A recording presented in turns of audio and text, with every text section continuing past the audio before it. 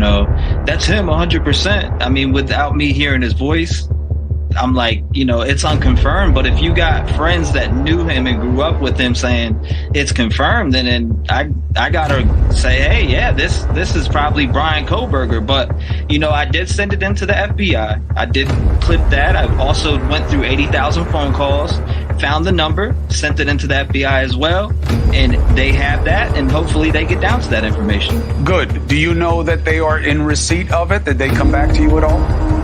I know they have it. I've never got an email back yet.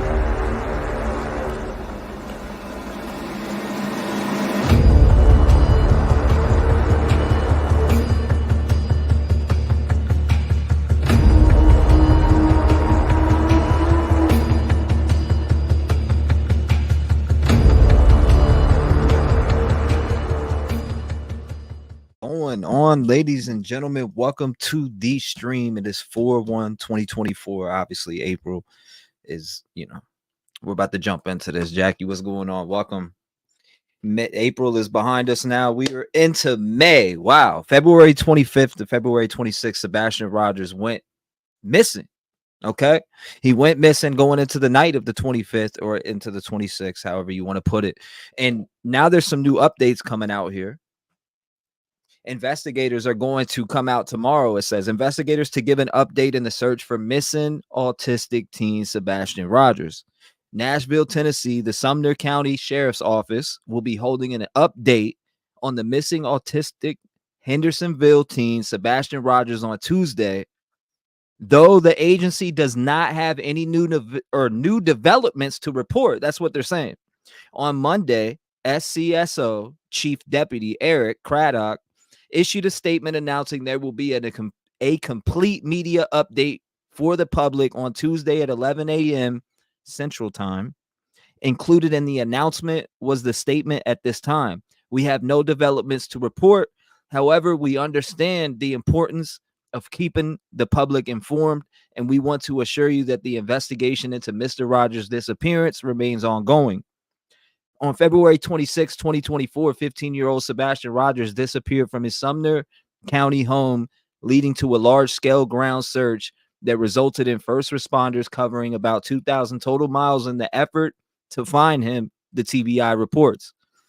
Last week, Rogers' biological father, Seth, told Fox 17 News he and the boy's mother and stepfather met with the Tennessee Bureau of Investigation, which is TBI, and when asked if there was any new information, he stated, "Not that I can discuss." The SCSO has previously stated that the case is one of an investigational status and has shifted from search status as the agency scaled back. Authorities continue to accept and follow up on leads. Last month, investigators searched the Kentucky landfill but found no traces of the teen. So tomorrow they're going to hold a press conference. What is it going to be? A nothing burger? They're saying they don't have anything. What the heck is going on in chat here? April Fools. He said he is gone, folks. Hold on, who is gone? Am I here? What's going on? We here? We gone, folks? April Fools? What's going on? Hello, what's going on, Criminal Man? Welcome to the stream. I appreciate you. Small town girl. Any video of grandma traveling to Alaska? Good question. Good question. Let's make sure we're good. Yes, we're good. Okay. Is it a presser or a press conference? Because we got a press conference on Soto case, and it was something that could have just been a press release. And that's what this should be. They're saying there's nothing. Here, I'll show you full screen. This is what it was earlier. Investigators to give an update in search for missing autistic teen Sebastian Rogers. This is what they just put out earlier, and it specifically says right here. Watch. It says right here, there's nothing new in the case. On Tuesday, right here, this is the important part. We'll be holding an update on missing autistic Hendersonville teen Sebastian Rogers on Tuesday, though the agency does not have any new developments to report. So right there, I mean, they're saying basically we have nothing to report, but we're going to come out and hold a press conference. What is going on to? Why are we being lied to by several different people in this case? Why is everything still secretive? I don't get it. I'm not getting why everything in this case is so secretive. Nothing burger is offensive. Yeah, tell me about it. Tell me about it. Hold on, let's put this on real quick. How community volunteers are now establishing their own search headquarters. Mm-hmm. A community organized search party says it will start meeting. Everything is so secretive in this case. To search for Sebastian Rogers, and they're asking. They for heard more no criticism. They're handing out flyers, a reminder for people to be on the lookout for the 15-year-old with autism who vanished from his home in Sumner County last month. Karen Strom has been involved since the day she heard he went missing. I think every mom. Where could he be at? Like, where is he at? Why do I feel like we're being lied to? Again, allegedly, I think we're straight up being lied to. Somebody knows where he went. He didn't just walk out this house. There's no way. Somebody knows where the hell he's at. Somebody does. Between this case and the Riley Strain case, I've lost faith in law enforcement in Tennessee. I mean, you got to also mix it in. Summer Wells. That case is a mystery. I mean, just look at Summer Wells. She disappeared a long time ago. Where's she at now? Absolutely nowhere to be found. I want to hear from you guys. I'm going to actually open up the lines right now. I feel like hearing from y'all. Maybe you can help me make sense of this. I don't get it. There's no updates. Again, I've seen a couple possible sightings on Facebook. I'm on a couple Facebook groups that are with Sebastian Rogers that are on the search. And there's been a couple possible sightings where people are like, well, I've seen this and I've seen that, but they're leading to nothing. They end up being nothing, which is absolutely weird. You say can't hear the video, though. What is going on with that? I got you. What do you mean you can't hear the video? And I'm opening the lines right now, 219-885-9693 for those who want to call in. I want to hear from y'all because this case, again, I feel like it makes no sense. Who is lying to us in this case? It is the Proudfoots lying to us. Was Chris abusive towards him allegedly? Like he said, did he beat his ass? Did something happen that night? Allegedly, I have to ask this. We're being lied to. I don't like it. 952, what's going on? You're live. Hey, yeah, I agree. Somebody knows something and they need to start talking. We're being lied to. 100%. I mean, because he doesn't just run off. There's no right. He hasn't ran off before. It hasn't been reported that he's ran off. And with no shoes, like, yeah, something is super sus. And I don't know. I wonder if they need to go search for him in Alaska. All this Alaska stuff What's going on? All right, where's this Alaska? Can you fill me in, please, where this Alaska stuff's coming from? Is somebody's parents and over there? anybody in the chat, I'm not, I might be missing some parts, but I've been hearing about the grandparents took a trip to Alaska 2 days after he went missing. Like they were driving to Alaska and I don't know if they were going on vacation or what they were doing, but 2 days after he was reported missing, they went to Alaska. So number one, when your grandson is missing, why are you going to Alaska? Like, wouldn't you want to be here helping, searching, whatever the case may be? Right. And two, if they know that they've gone to Alaska, and these are people that have been at their house, they're following people, they're acting suspicious anyway, in my opinion, allegedly. And if they went to Alaska, I feel like, and I hope that law enforcement is following up on that. Right. And I don't think we're going to get anything tomorrow, unfortunately. So are we thinking that this is like a secretive handoff, or you know what I mean? I feel like, yeah, I feel like they know something. I mean, somebody on that side of the family, they know something, because the fact that we know nothing is I know. I'm just saying, super like, he was suspect. spotted on camera. Seth said he's seen, when we talked to Seth, he said he's seen him on camera, and that I was like, what was he wearing? But I remember Seth saying that he was just happy to see him. He didn't pay attention to that. And that was like right around the dinner, right? Like either before or after they were leaving the restaurant. Yes. So we don't really have confirmation that he ever made it home from that restaurant. That's a fact. Or after leaving there. Right. Right. Yep. So after that's the last like known time that anyone has seen him. And that whole thing with the restaurant was suspect anyway, because the mom reported that there were other people at that dinner, and it's been confirmed that it was only the two of them at that dinner. Man, this shit is crazy. So why would you lie about that? Something, I mean, come on. We got Riley Strain. He was just found in this river. Now we have Sebastian Rogers, but then way before that, you had Summer Wells. What is going on? Do these little kids get found in Tennessee? Or is this going to end up being another Summer Wells, and 3 years from now, we're going to be like, damn, what happened to Sebastian Rogers? I hope the hell not. I sure hope not. And I hope it's not, we don't know. We never know what Ellie's doing behind the scenes. So I don't want to talk bad about that, but it doesn't look great that we've got all these things going on there and a lot of nothing with all of it. This is crazy. I'm mind blown that today, another day, nothing. Yesterday, nothing. Saturday, nothing. Friday, nothing. It's just constant every day. No trace of him. You figure he wouldn't get that far if he's barefooted, right? And then a lot of people are like, well, if he's barefooted, that means you already know what happened to him if he was barefooted. I'm like, oh no, think about that. A lot of people speculate that he's in a landfill. Yeah, I don't know, but I feel like they've done a lot of searching in the known areas. So I feel like they need to start touching these outside areas that may or may not have a connection, like Alaska. Alaska. I don't know. I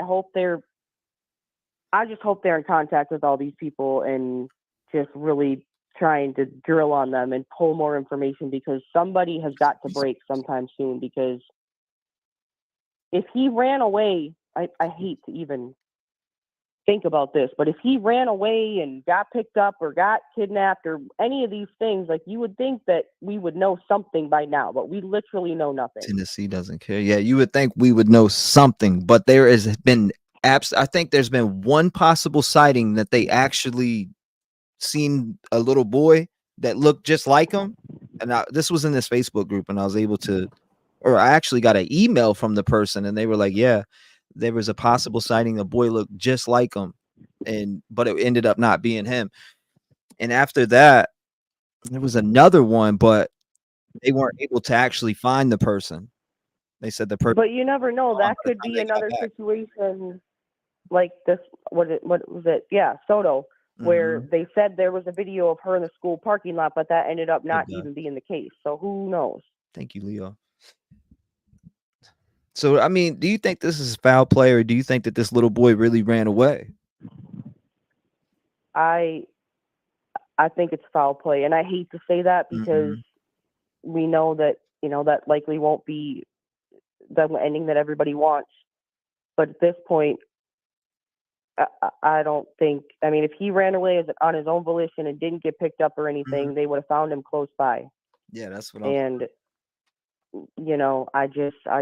don't see it. And I just also, when it came out that, and Seth did clarify this a little bit on the interview, but the fact that he was going to get custody or more custody, different custody, whatever the case was, the timing of it with that is, especially after hearing from the ex-wife and how the custody thing is what really riled him up with them. This whole custody thing with Sebastian, maybe it riled him up. When I talked to Seth Friday, he said that he was getting them for the summer, and he enrolled them in school for the summer. I'm guessing that's summer school. Yeah, and I'm sure that they weren't happy about that. Just like he wasn't happy about his ex-wife having custody and putting her in a different school.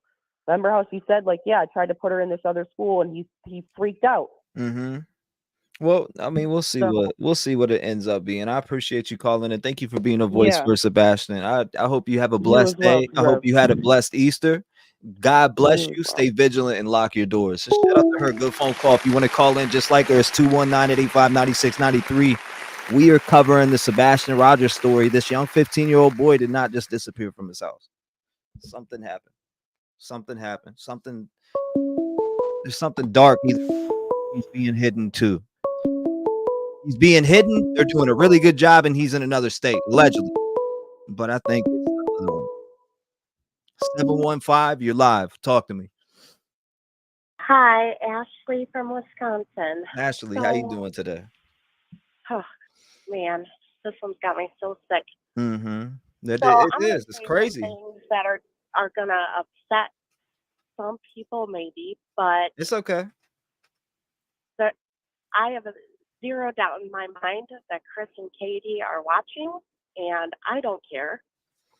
So I think they're just watching all of this, and I think that they're getting a false sense of security. And the press release tomorrow might give nothing, but I believe they have a case, and I believe they're building their case, and I believe they're both going down. And if you further want my opinion, I think that they offered Katie a deal when they met with TBI, and that's why Chris wasn't there. And I believe when they offered her a deal that she refused the deal, and I believe that she refused the deal because most of those agreements are for people who maybe are less culpable than the person they want to get. And I believe if she took that deal, they would find out she is just as culpable as he is. And she would not have been able to take the agreement. And I believe that she thinks they will not find him. They will not find enough evidence. But I absolutely believe there is video. I believe there's going to be physical evidence. Yes, ma'am. I do believe he's going to be found. And I know You think he's how going to this be went down in found? my You mind. think he's going to be found deceased, allegedly? Absolutely, allegedly. And I don't mean that in a funny way. I know you don't. You're probably thinking the I same way as most of I us. It's been this literally long. cry every time I listen to his dad, and it makes me cry thinking about the going to come when justice comes, because everybody is going to want justice, and that's just still going to give him so much pain, and nobody wants that. And I think that the things that come out, I think a lot of this, there's a lot I think that has to do with the mom's affair. And what I think Sebastian knew about the affair, but I also think that knowing that the time was coming for him to go to his dad's, that they were very scared that his dad was going to learn how bad it really was in that house. That's a good theory, yeah. And I believe that it was planned, and I believe both of them were participants, although in different parts of it. And I do believe the key pieces of footage would be from his workplace and the route he would have had to take if he left work and went back home. Not in the morning, but if he went in the middle of the night back home, would he drove a diesel? Did he have to stop to get gas? He would have needed gas. He probably couldn't have made it, on one tank. Right.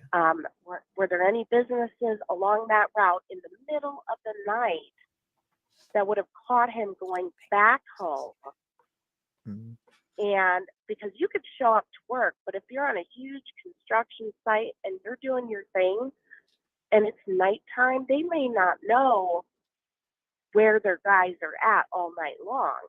Mm-hmm. They might have saw him come in at, I don't believe he was, I don't even know if he has said that he was physically on the job site that night or if he was just in Memphis at work was his statement. Yeah, because we know his truck was on job site. They say. Well, and I've heard a lot of people say, like, you're not operating a crane in the dark.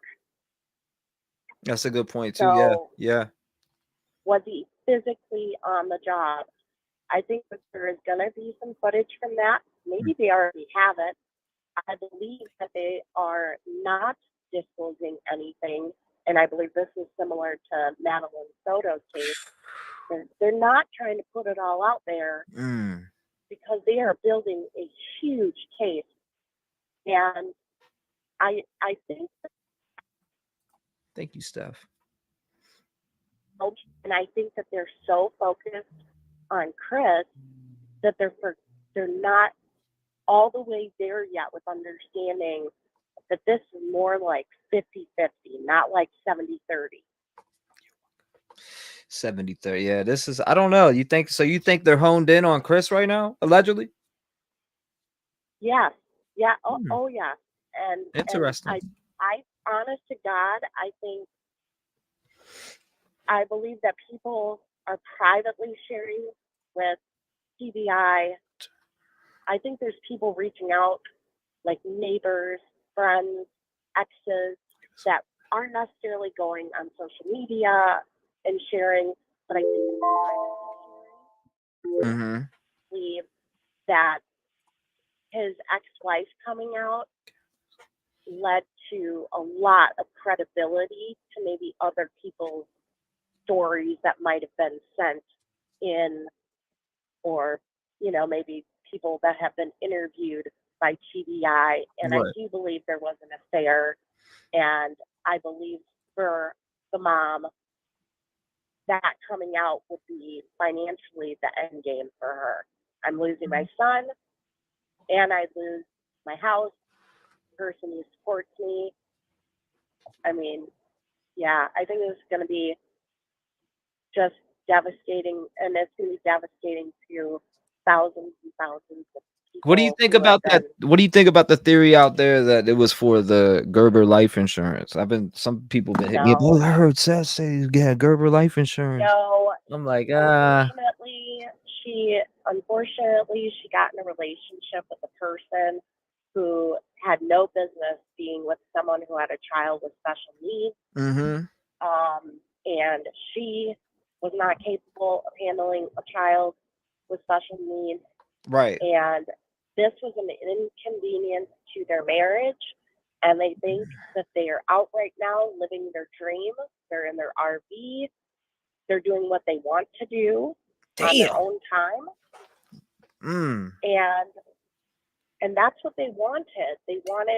I don't believe that they were upset that they wouldn't have to take care of him anymore. What's up, dude? Because you think like, just give him the stuff. I mean, then it's not on our plate. But what is Seth going to learn when he starts sharing what happened in our house? Right. How bad it really was. I mean, Seth, we've seen him fight. I mean, he would go after them. That was a good. I think you brought up some very good points. And if that's what's going on.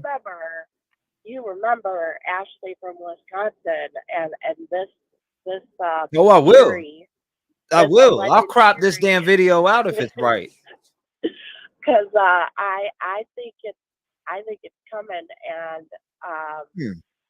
I hope they hear this, and No, they're listening right now. How you doing, Mr. Proudfoot? Mr. Proudfoot, how you doing today? And I think that they love all of the chaos of everybody's speculation because they think that the police are as confused as we are, but they're not. They are not. They are honing in people are speaking. I just don't believe it's public. But people, I believe, are going to them with what they observed in the neighborhood, how he was at work, how she was at work. Damn. Things they observed out. You know, I think they're doing exactly what they're supposed to be doing. Mm-hmm. And but if they scare them off right now, I mean, you're giving me the hope that they're honestly, doing what they need to be doing. They need to get them both. They both need to be culpable. I'm sick of all these deals, and I have a feeling like Elijah View. I think the mom's going to cut a deal. I'm just sick of these people getting deals to flip on the other. She, I believe, is almost more culpable if it's what I think went down. I think she's almost more, and so she should not get a deal. And I think they offered her one. You remember Seth said he had other meetings? Yeah, after? absolutely. Okay. Absolutely. I Yes, think ma'am. she did too. I think she had individual meetings as well after. And I think they put a deal in front of her that Seth was unaware of based on their suspicions and hoping that maybe they could wrap this up a little quicker. And she turned the deal down. That's what I think. Damn. Now, we wouldn't find that probably out till trial, but I mean, I think that's what's going to happen. And I'm physically ill because, I mean, That's a good theory, though. I really do think that's a a very lot good going theory. on. Plausible, too. So there's a lot more stuff that, like you said, there's a lot of stuff that goes on that we don't know about.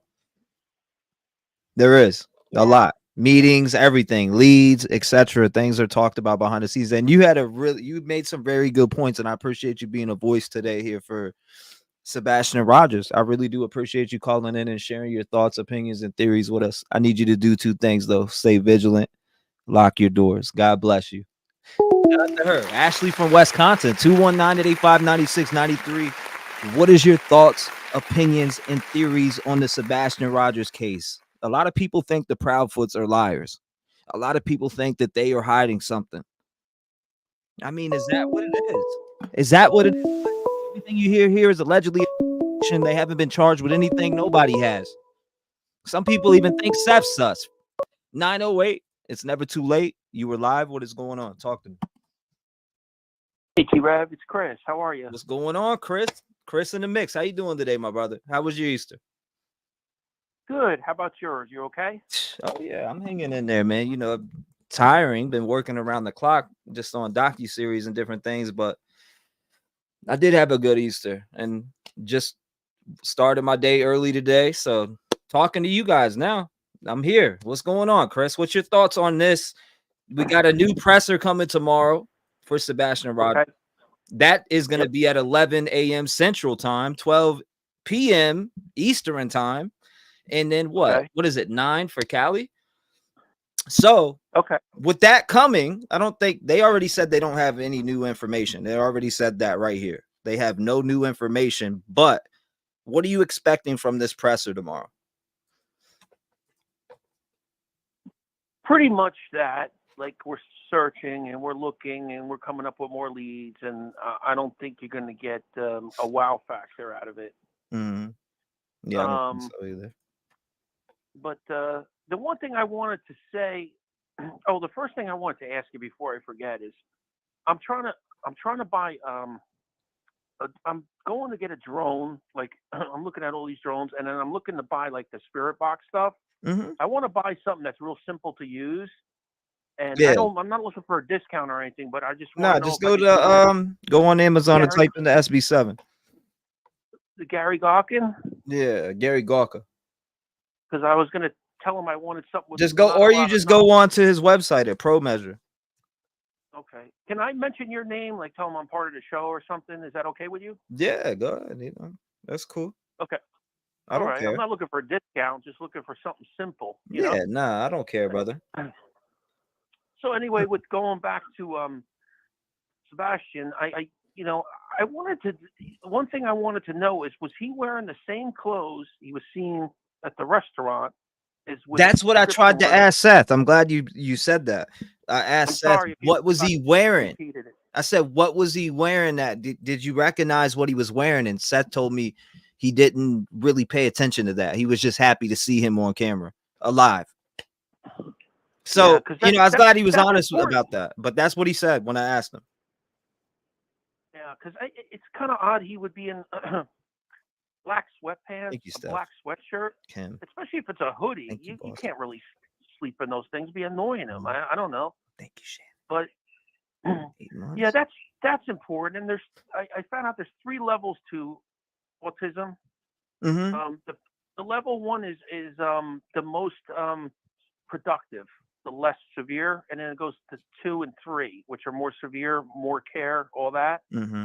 So it's important even for the research and all that if you know these things because you know what he's capable of, right? Right. So is he level 1, a level 2, a level 3? And then there's 5 syndromes to it, like Asperger's and then stuff like that they have 5 syndromes, but there's 3 levels to it. So if he's the first one, he's high productive and all that other stuff. So that's good to know even for doing the searching, knowing what he was exactly wearing. Was he wearing the same clothes he left with the restaurant and he was, going out? That's what I'm saying. Are those clothes accounted for? Are the clothes that he was seen wearing? I just have to say this, and I'm sorry, but if the clothes again that he was seen wearing at the restaurant, are they accounted for? Allegedly, Yeah. I just want to know. I'm just curious. That's it. I'm sure there's thousands with the same questions. We just want to know if those clothes are accounted for. That's all. Yeah, especially for searching, you want to know all this stuff, get the right information, So that's another good question. And remember, I talked about the being in the passenger seat and all that stuff, setting off the airbag so the computer will pick it up when someone gets off and on that seat to engage the airbags. Yeah. So she has the Affinity. I saw from the Nancy Grace show like over a week ago. There's actually 2 pictures of him quickly put into that. I didn't see Trev Time in here. Shout out to Trev Time if he is. I didn't see him. Sorry. No, you're good, Chris. Keep going. So there's actually 2 pictures on the Nancy Grace thing from like 11, 12 days ago. And they show him in that Infinity. They show him in the passenger seat with no seatbelt on, like he's just taking a picture. And then the next one they show for a brief moment with a seatbelt on. It means he was driving in the car with the seatbelt on. Right. So, that's another thing because that could be tracked through the computer of the car, like I was saying before. And the other thing I saw was I was looking at the maps, and then I see the waterways going around the back end of that development. That's where you got to be searched because I don't think he's gone far, dude. I don't think he's far from that area. But I don't know. I think Seth's thing is that he doesn't want anyone to focus right now on. This is my opinion. What I get from Seth, and I don't think he wants everyone to focus on foul play and all that. He just wants to find his son either way. And then later on, that'll all come to fruition, or all come together.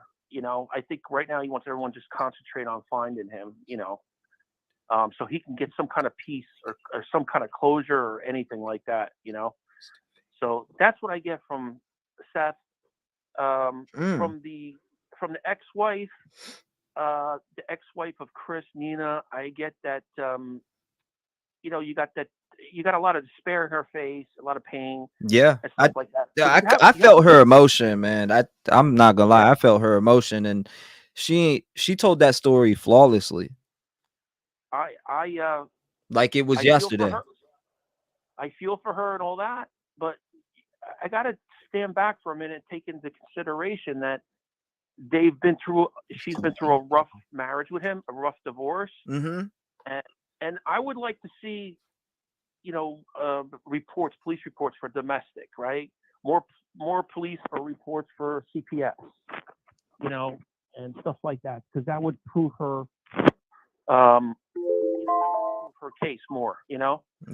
But I think Seth's thing is let's just concentrate on finding Sebastian, and then later on, it's just my opinion, but I think let's just find him, get him home, and then, later we'll deal with the logistics. Because he's sworn in police officer. He took an oath. He's still in law enforcement. He's a corrections officer. So he deals with a lot of people. He's got thick skin, and he's a good, tough, strong guy with a kind heart. And he really wants to find him, man. He really wants to find his son. Yeah, and he's probably like, just don't concentrate on all this other stuff going on right now. Let's just find him first, and then later on, okay, let's let the who needs the link for this, by the way, for people who want to print out flyers or anything like that. Who wants the link? Because people were asking me for this on the last video, and I didn't have the link at the time because I wasn't near the computer. But now I am. Now I have it right here, and I'm gonna drop the link down in chat for you guys. Again, this is the actual link where you can click and go and download this poster, print it out. You can make it a poster. You can make it whatever you want, really, honestly. You could print. There's plenty of things you could do with it. I appreciate you, Chris, for calling in and giving us your thoughts and opinions and theories on what's going on here. But before I do let you go, I want to know, do you think that this is foul play and this little boy was hurt, or do you think that he walked out on his own cognizance? Foul play. Sorry, foul play, man. Yeah, I mean, he's just no trace, Chris. No trace, no crime scene, no nothing. I mean, what is going on here? Not in a community like that. That's close knit. That's development. You have to go beyond that and see where. But he couldn't have got too far. Couldn't have got too far. The one thing I wanted to say, I almost forgot, was that is it legally if you're having a fight with the kid and he's autistic and then you lock him outside and he wanders off and something happens to him, what is the legality to that? I'm talking about, like, instead of, like, physically harming the kid where you actually killed him. Right. You know what I mean? So what is so what is the legality to locking him out or coming halfway between the restaurant and the home, and then he jumps out of the car because you had a fight with him and he takes off, you turn around and he's gone? What is the legality to that compared to, like, a full-blown homicide? But you need proof of that. You need evidence. You need, Oh, yeah, the T-shirts. Everybody was asking me for T-shirts. I got the link for you for T-shirts, and this is directly from Seth Rogers himself. It's not from me. It's not from another soul. This is from Seth Rogers himself. He sent this to me. If you guys want to support in any way for Seth Rogers, this is the link for T-shirts that I'm dropping in chat right now. These T-shirts right here. This was the shirt that you seen him wearing in the interview. There was an interview with Seth Rogers with the news station, and you seen him wearing this shirt in it. This is the shirt. You can get a shirt here. I dropped the link down in chat. Again, you can get a T-shirt. Seth, I forgot. Yeah, I remember to share this link right here. Again, I'm going to drop it in chat again. It's 4 T-shirts. People been asking me all day long. What's going on, Bullhorn? Bullhorn said foul play all day long. All day, Snell. So what's new? What's the new info? I haven't heard anything from law enforcement. Law enforcement will be having a presser, ladies and gentlemen. If you are just coming in, they will be having a presser, but that presser is at 11 a.m. Central tomorrow.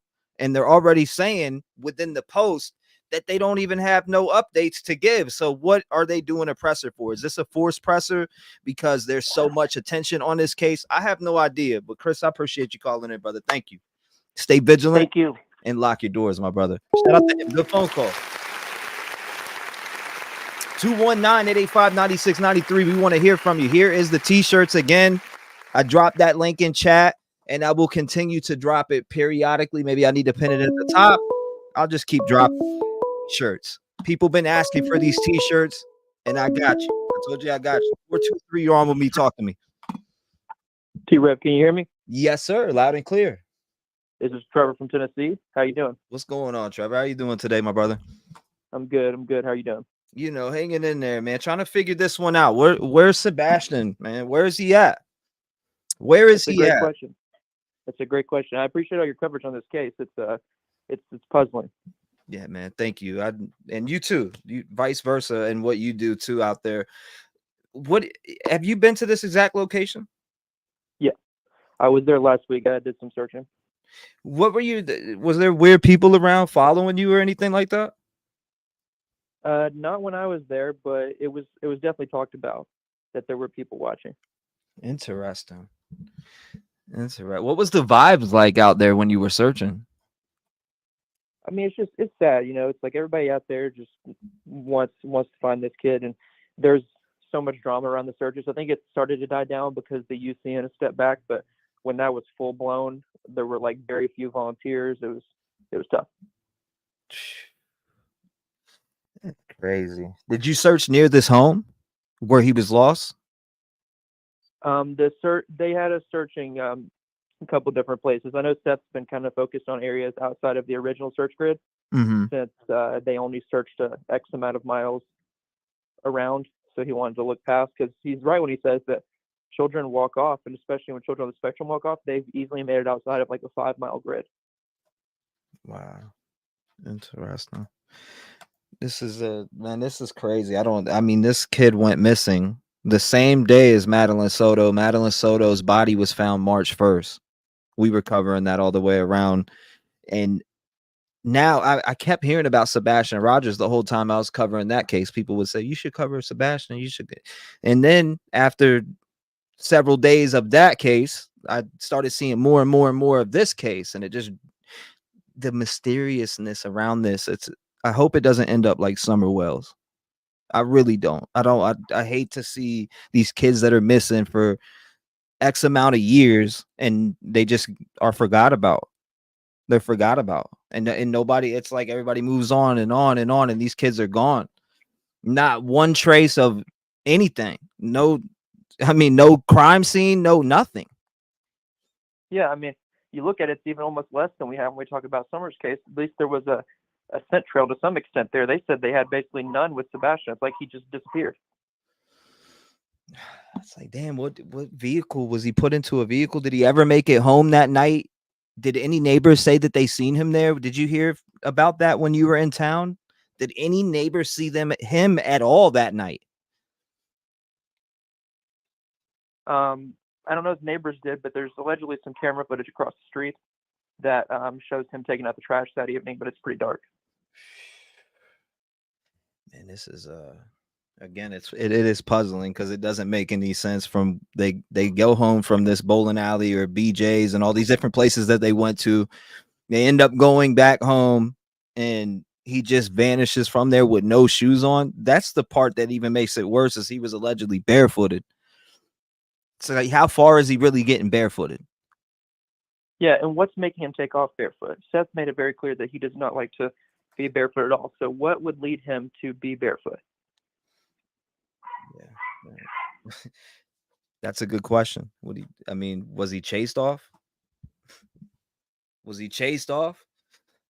Does it make any sense? It doesn't make any sense, especially for somebody that had what was it, fire ants that he had like this bad experience with, and he was already freaked out, probably had a phobia from it, that wouldn't go out barefooted. So it's weird that all of a sudden he leaves barefooted. Yeah. And see, it's weird because I've been saying that there's two factors that make it seem like he left like hastily, and then two that made it seem like he thought about it. So he takes the flashlight and he locks the door behind him. Both those signal that he thought about it, you know. But then you've got barefoot and he didn't take his phone. That makes you think he went out quickly. Those don't add up together. It doesn't at all. Do you suspect it? I mean, what is your theory that happened to Sebastian? What do you think happened to him, Trev? I don't know. I worry about foul play with just what we keep hearing from, you know, people around. Like we heard from Nina and when Seth's mom spoke out and stuff. It's just like thanks for letting her speak out too. Thanks for giving her a platform. I connected with her. I thought that she told the story flawlessly with emotion, and you could see that she was clearly bothered. Oh yeah, 100%. I definitely believed it. They came to me and said that she wanted to tell her story, and I was like, absolutely. You know, I mean, you know, you create content here. That's the end goal here, is to give these victims a voice, and she needed one. And I think it shed some light on some characters in this case. I agree. I agree 100%. Give them, let them talk. Let them get their story out if they want to get it out. That's exactly what the end goal is, to give a voice. So I thought that was a good job. And I watched that whole interview in its entirety and was just blown away at the things that I heard in there. Just blown away. Like, wow, this really happened. You backhanded his daughter. Like, that was crazy when she explained that part about the backhand and busting the lip open. Like, wow. Yeah. And then just the constant controlling and manipulation that took place for all of that time. Because I mean, her daughter is 7 now. I mean, this took we heard from the time that she was pregnant until present day. I mean, this has been going on for years, and dealing with that for years is, I can't even imagine. I wonder what the GoFundMe for Seth is at right now. I need to check. I've been checking on those different things. GoFundMe. Let's see what it's at right now. Family support. Oh, 19,000. That's not bad. That's good. He's almost at the goal of 20,000. 19,457. Last time I looked, it was at 17,000. So it picked up big time. That's good. I mean, because he's literally sacrificing his job to search for his son all day long. Yeah. And not only that, people have to remember he lives an hour away from where Sebastian went missing. So if he's searching, say, right where his house is, then that's an hour drive. If he's searching 20 minutes further, it's an hour and 20. And he's got to go home every night. He's got to get there in the morning. He stays out all day, and he's got to get home every night. So it's at least an hour just to get there. So it's at least a 2-hour commute every day, and that doesn't include every place he goes to search. Yeah, we got to support him. I sent some support to him too, and I know a lot of the Rev gang did too. We're behind him and going to continue to support. A lot of people been hitting me up saying that they don't trust any of them. They don't trust Seth. They don't trust, and I get it. You're going to get all different types of opinions, but the end goal here is to try to talk to everybody who could know information and get it out there. That's the whole point. When I talk to Seth, I see him as a solid guy when he speaks. Now, when I seen the interview on Smiley with Chris and Katie on there, it just hit me different. It hit me differently. So that's just my opinion. Some people may have thought that it was normal, the stuff that they talked about on there, but not me. No, me neither. I was very concerned. The thing with Seth is, whether people believe him or not, I'm not here to tell anybody how to feel, but I will say he's the same kind of person on camera or online, whatever you want to say, versus off. I spent like 4 hours talking to him when I was in town, and he and I were just standing around talking, and same exact way he'd be as when he was like on your show or on a news broadcast or whatever. I mean, he's the same kind of guy. He's not going to talk like all crazy about it and then come on and act like completely different. Like when you talk to him, no matter you're online, offline, on the record, off the record, he wants to find his son, and that's all he wants to talk about is his son and the situation at hand, and making sure people are staying focused. Yeah, he is, man. He's awesome. I think that more people should follow in his shadow of the way that he just handles this specific situation. Like, he's handling this situation as best as he possibly can without flipping out on people. Just for instance, the questions that I was asking him on the show when he came on Friday, he answered them as best as he could, and specifically even gave reality behind the answers. Like for some of the questions about Chris, he was like, well, I'm not, I'm not an investigator, so I'm going to let the investigation, they do their part, and I'm going to do mine, which is search. So he was more realistic about everything rather than be angry and lash out, which is what I really, really respect about him. He didn't lash out and make it, me versus them. He made it about Sebastian and a point to point everything out about Sebastian, which is, I greatly respect that about him.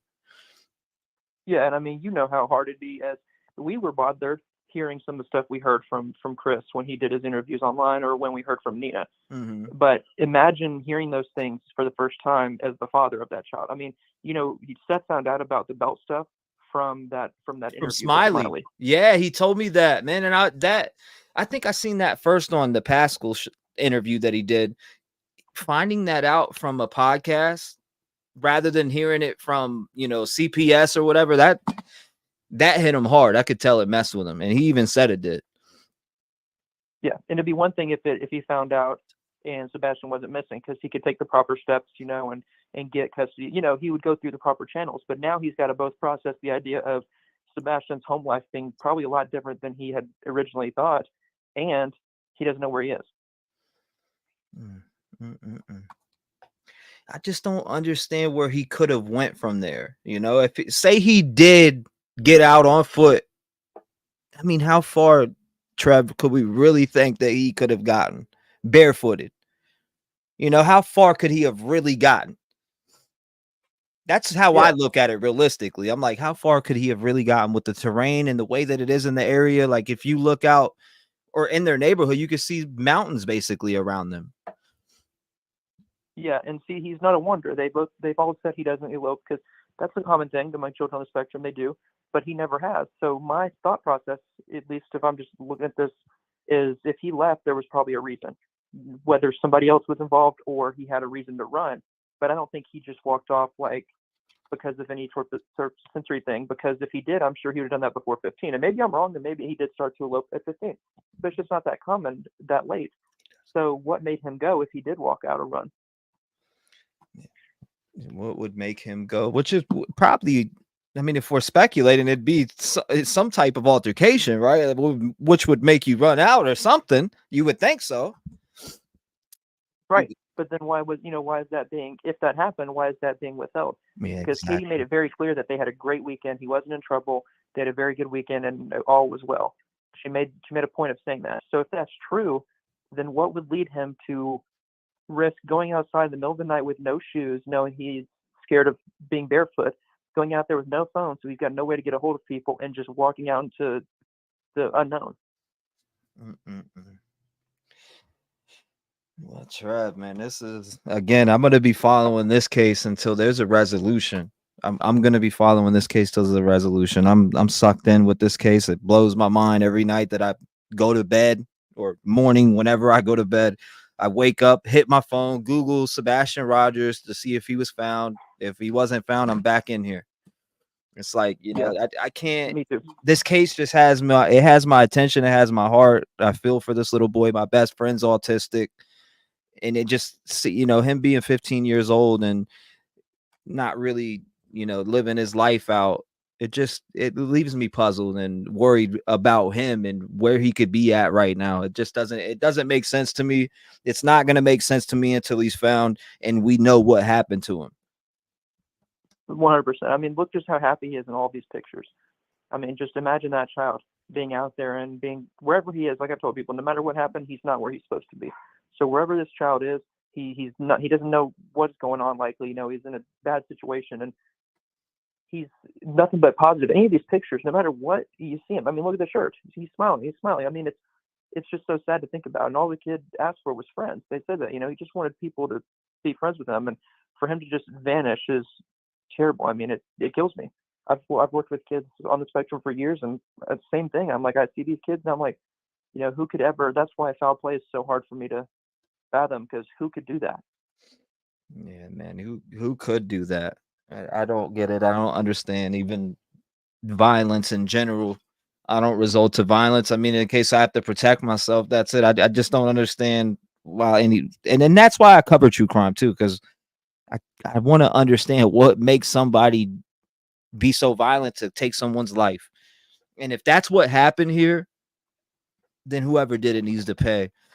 And obviously we speculate and think certain people. And also, were you ever curious about the people that were there the night that he allegedly went out, or the day that he went out to this bowling alley and to BJ's, etc.? I've heard about, it was two people. What was it? Two aunts and an uncle.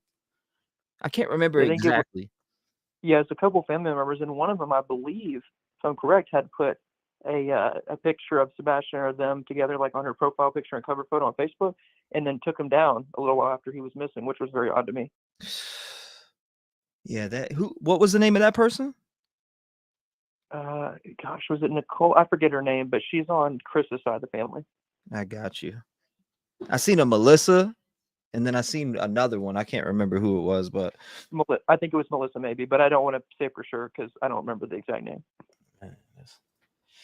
Well, Trev, I appreciate you calling in, brother. Thank you for being a voice and doing what you do for not just Sebastian Rogers, but for what you do for these little kids out here. I've been seeing you online, man. I see your posts, I see everything, and shout out to the work that you do. Continue doing what you do, brother. I support it. I rock with it. Thank you so much for, again, putting the love and light into the world that we need. Keep fighting the good fight, brother. I'll have you on sometime. I'll hit you up. Likewise, brother. We'll talk soon. God bless you, brother. Shout out to Trev Time, man. I actually like Trev Time a lot. 219-885-9693. Again, we are covering the Sebastian Rogers story. I want to hear your thoughts, opinions, everything that's running through your mind. Talk to me. 610, you're on the show.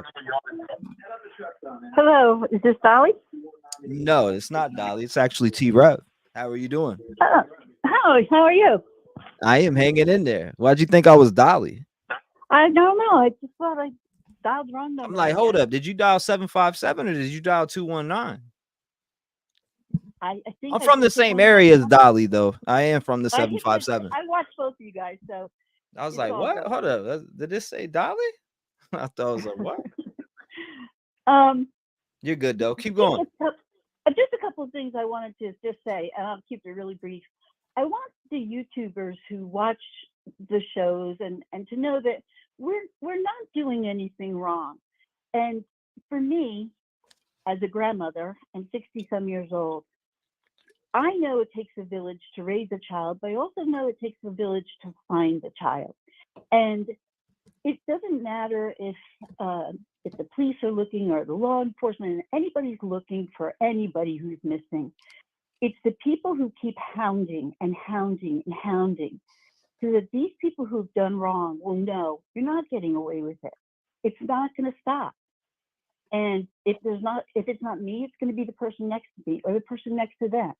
So we're going to keep you on the line, on your toes, until somebody messes up and somebody takes.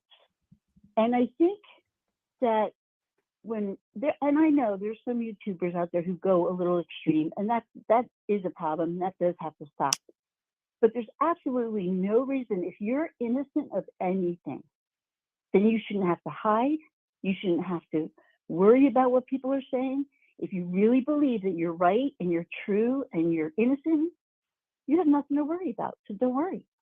But it's the ones who do have something to worry about who get onto the YouTubers who are coming after them. So that's the first thing I want to say. We're not doing anything wrong. We're a village who's looking after our own. And that's what we should be doing. And maybe we didn't do it for a long time. And that's the problem, that everyone went missing because nobody was looking for each other's back. The second thing I just wanted to say was I'm really upset that the Soto case has kind of been dropped. I really feel it's been dropped. Like, there's nothing out there. No charges, no nothing. Nothing. And it's just, there's something wrong. The same thing happened with Summer. And as soon as you drop it and you don't keep it on the tongue of everybody in the room, then it gets to be a cold case. It happened with Summer. It happened with a lot of people. And so we really do have to get out there and hand out flyers, post on your social pages. You know, if anybody is a YouTuber or anything like that, post on your pages. I'm a reseller on YouTube, and I have nothing to do with true crime except that I watch it. But I still will mention, hey, there's some missing kids in Tennessee. Go and check it out and see if you can find them. Just because you just never know who has that piece of information. And the last thing I'm going to say, that's a good point. There's just absolutely no reason. We're on social media, thousands and millions of us. We talk about people who have subscriptions, 47,000. Good Jesus, I'm only at 300. And okay, so that's funny. But we're pushing 70K here. You know, I know. I've been doing this all my life. Right? And so you have 70,000 people who, if every single one of your watchers and subscribers turned around and said to their neighbor in the town, in the state that they're in, hey, did you know that there's a kid missing in Tennessee and his name is Sebastian? That's 70,000 times 2 now. You're up to 140,000 people who have Sebastian's name on their mouth. And then if you do it again, you're 280,000 people. That's what we should be doing. We should be getting it out there and not just sitting here. I'm going to tell you, if I hear one more That's why I person keep. talk That's about why I keep posting these T-shirts in chat so we can keep pushing his honestly, name out there. I'm gonna get one of these T-shirts myself. Try to the overnight them so T-shirts we are can wear cool. it during the stream, and Yep. keep spreading and getting his name out there until he's And what are found, you because talking about? he didn't just fall off the face of the earth. No. And you're talking about $8, $9 for a T-shirt. Good Lord, some of you spend that much for cigarettes. Shit, I'll And let me buy tell you about this. 5 people in here a T-shirt also. I don't give it. We So, and let need to me get it tell out you there. about. I'm going to say one last thing about Sebastian. I'm going to leave you alone. Stop talking about the shoes. The shoes are a throw off. Mm-hmm. They're a throw off, and here's why. Because the shoes were not ever missing. She took him out to dinner. He had shoes on. You know he has shoes on. You can tell. She took him out to dinner. He had shoes on. She got him in the truck. Something happened, but that doesn't mean that the shoes didn't get back home. The shoes got back home. But here's the great thing about the shoes. Here's the mystery, everybody. Are you ready? Mm-hmm. The shoes were planted back in the house because why? What a great throw off. Well, you know, when he was little, he had an incident, so he would never leave the home without his shoes. Oh, wow, that makes sense. He had an incident with ants. That's why his shoes would still be here. Somebody must have taken him, because if he walked off on his own, he'd have had his shoes. There's the big mystery. But the shoes could have easily been taken off in the car with no mud on them, wiped off in the car, and brought back and put back on the shelf. Sadly, Sebastian was not brought back. And that's my final word. But listen, villagers, open your mouths. If you're all on YouTube and you're all on Instagram, and you know you are, and you're even on TikTok, take this little boy's picture. I don't think it's going to bring him home. Sadly, I think that's sad, but I think that's the truth. Mm-hmm. But keep it out there, because what you're doing is you're slowly roasting. You're slowly roasting these folks, because somebody's going to cave, somebody's going to break, somebody's will is going first, and that's where we'll find them eventually. Thank you, T-REV. I'm sorry. You're so welcome. It's okay. I get it. I get it. Thank you so much for being a light on today's show and being a voice for Sebastian Rogers. That's the most important thing. You can call me Dolly, Folly, Golly. I don't care what you call me. It's about Sebastian Rogers, and that's what it's about. You can name me whatever. It's about this boy that we have across the screen. Thank you so much for being the light for him today and being a voice for him. God bless you, man. Thank you. You stay vigilant. Shout out to her. 219-885-9693. You want to be a voice for Sebastian Rogers, you make sure you call in. You want to hear from him. Oh, you were on the show. Talk to me. Hi, how are you today? It's Kristen from Michigan. Kristen from Michigan in the building. How are you doing? Yes, I'm really good. I thought that was so funny when she called you Dolly. I did. I thought it was funny too. It was, and you got to have a sense of humor, you know. You do. You guys both do the same thing. If you're stiff and an asshole all the time, good gracious, I'd hate to live your life. Well, yeah, you know, and you guys do the same thing, and you guys both bring different, you know, qualities to the investigation. Like you got Seth on, but he ended up showing us something cool on the Maddie situation, you know. So it, you know, you guys get different, you know, qualities, and that's what makes the thing fun. So that's what it's about. But with the shoe theory, I'm not sure about that. I'm the one that called and said, you know, dead people don't wear shoes. Yeah, okay, that's been sticking in my head. You said that. I'm like, dead people don't wear shoes. I've been thinking that in my head for the last couple days now since you said it. Yeah, you said it Friday. So yeah, yep. And I'm the one that said digmatized. I remember that. Yeah. Yeah. So with the shoe theory, I still kind of go with he must something. I think he made it home from the restaurant. I think something happened in the house, whether Chris was there or not there. I just think something happened in the house. She had put him in the vehicle and then drove around for, what was it, 3 hours or 2 hours or something like that. I wonder if the cops had looked at all the areas that she supposedly said that she had went to. The navigation system? Yeah. That's actually, I mean, I don't know. Remember on the Nancy Grace interview, she said they looked at all the devices, etc. But if we go back and look at some certain things, do we remember earlier in March, allegedly Chris posted they both passed polygraph test? on Facebook. Did you see that? I do. And did you notice in his first interview, the very first one, I think it was like 12 hours after, his left arm was really, really scratched up. Mm-hmm. Yeah. Yep. People circled that and sent it in to me. I actually still have it sitting on my computer right here, but they sent in the circled parts on the interview. It was the interview they sat down with the news station. It wasn't the one with Olivia. It was the other one.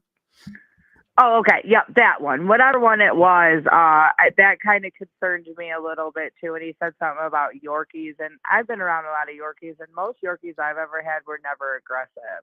So that right there either shows me you're an aggressive person or that's a lie. Yeah, this is the interview right here. I wanted to pull it up to give some context. There it is. This is the interview where people talk about the scratches, I believe. I want to say it's this one. I got it on the screen playing quietly. You can keep talking. You're good. Oh, I'm watching too. And then I heard through somewhere else that Chris's stepdad, Proudfoot's stepdad, travels to Alaska, usually flies, but he drove this last time. I've heard about Alaska today more than I've heard about Alaska my whole entire life. Let me tell you. I mean, the emails are full with, oh my God, you got to check into Alaska. He could be in Alaska. And I've been wondering, I'm just like, well, hold up, slow down a minute. Where did Alaska come from? Yeah.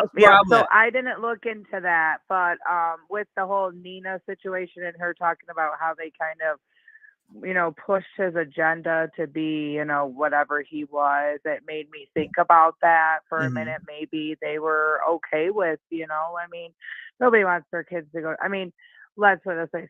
Sadistic people don't want their kids to go to jail. Mothers that, like look at the situation with Stephen Stearns, like I guess his mom has always stuck up for him. So there are moms out there that are like that. So what if, like she didn't want her kid to go down for it, which makes me think he had something to do with it. If, let's say, the parents did help them dispose of the body.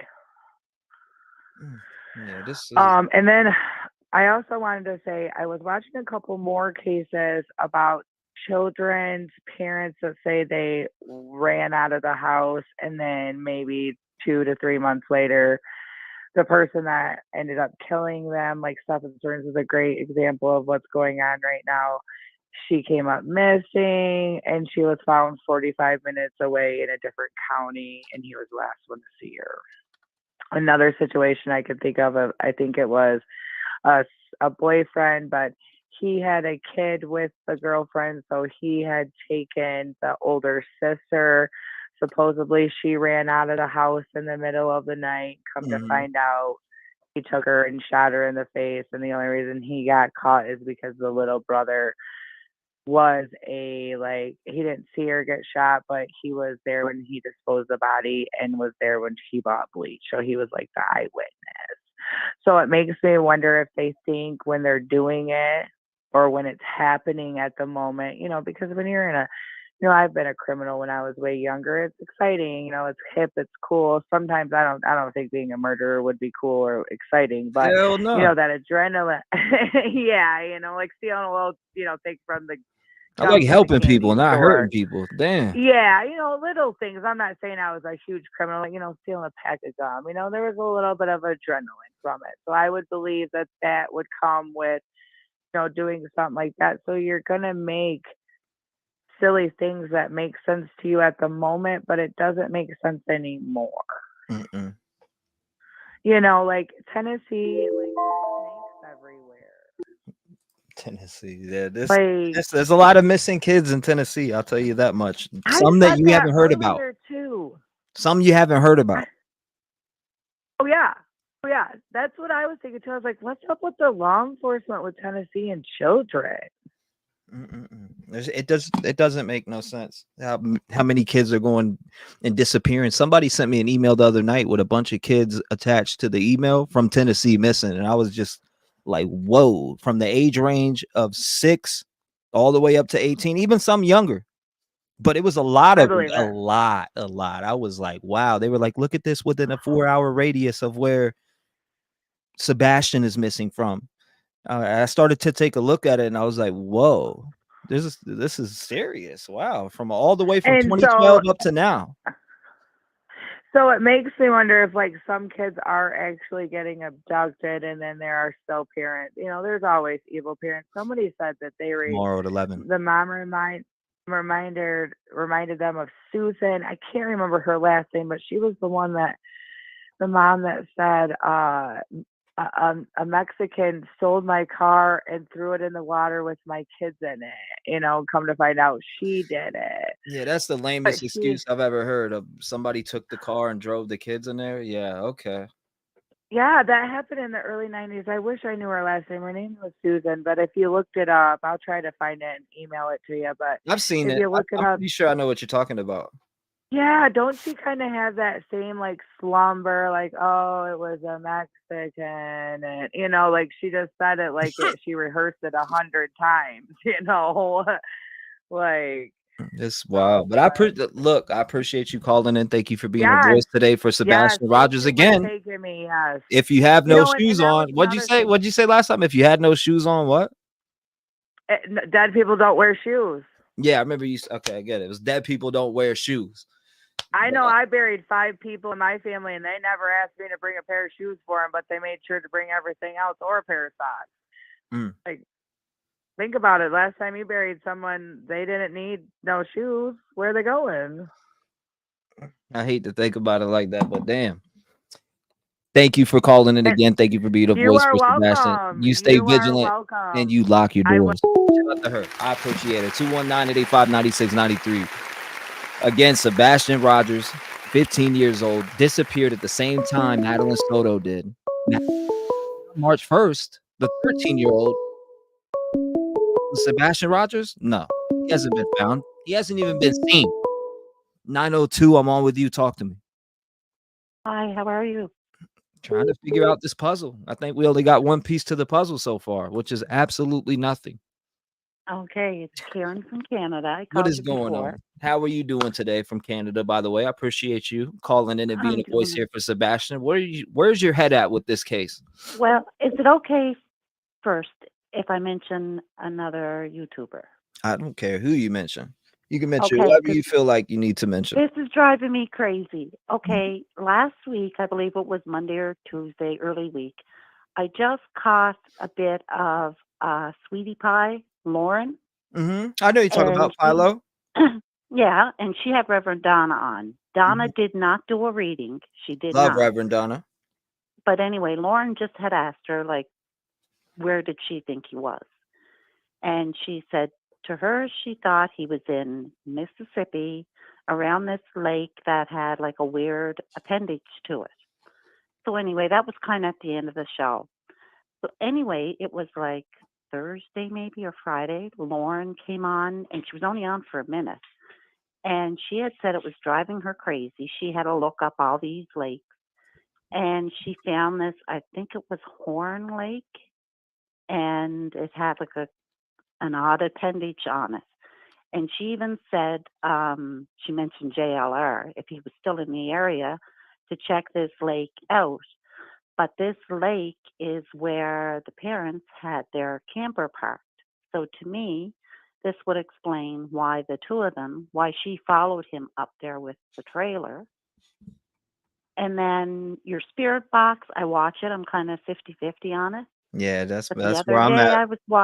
the other day when I was watching it, and you would ask the question like, where is he? Where can we find him? And it said, in the water or by the water.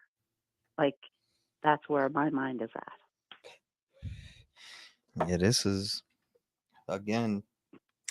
Did he fall into water?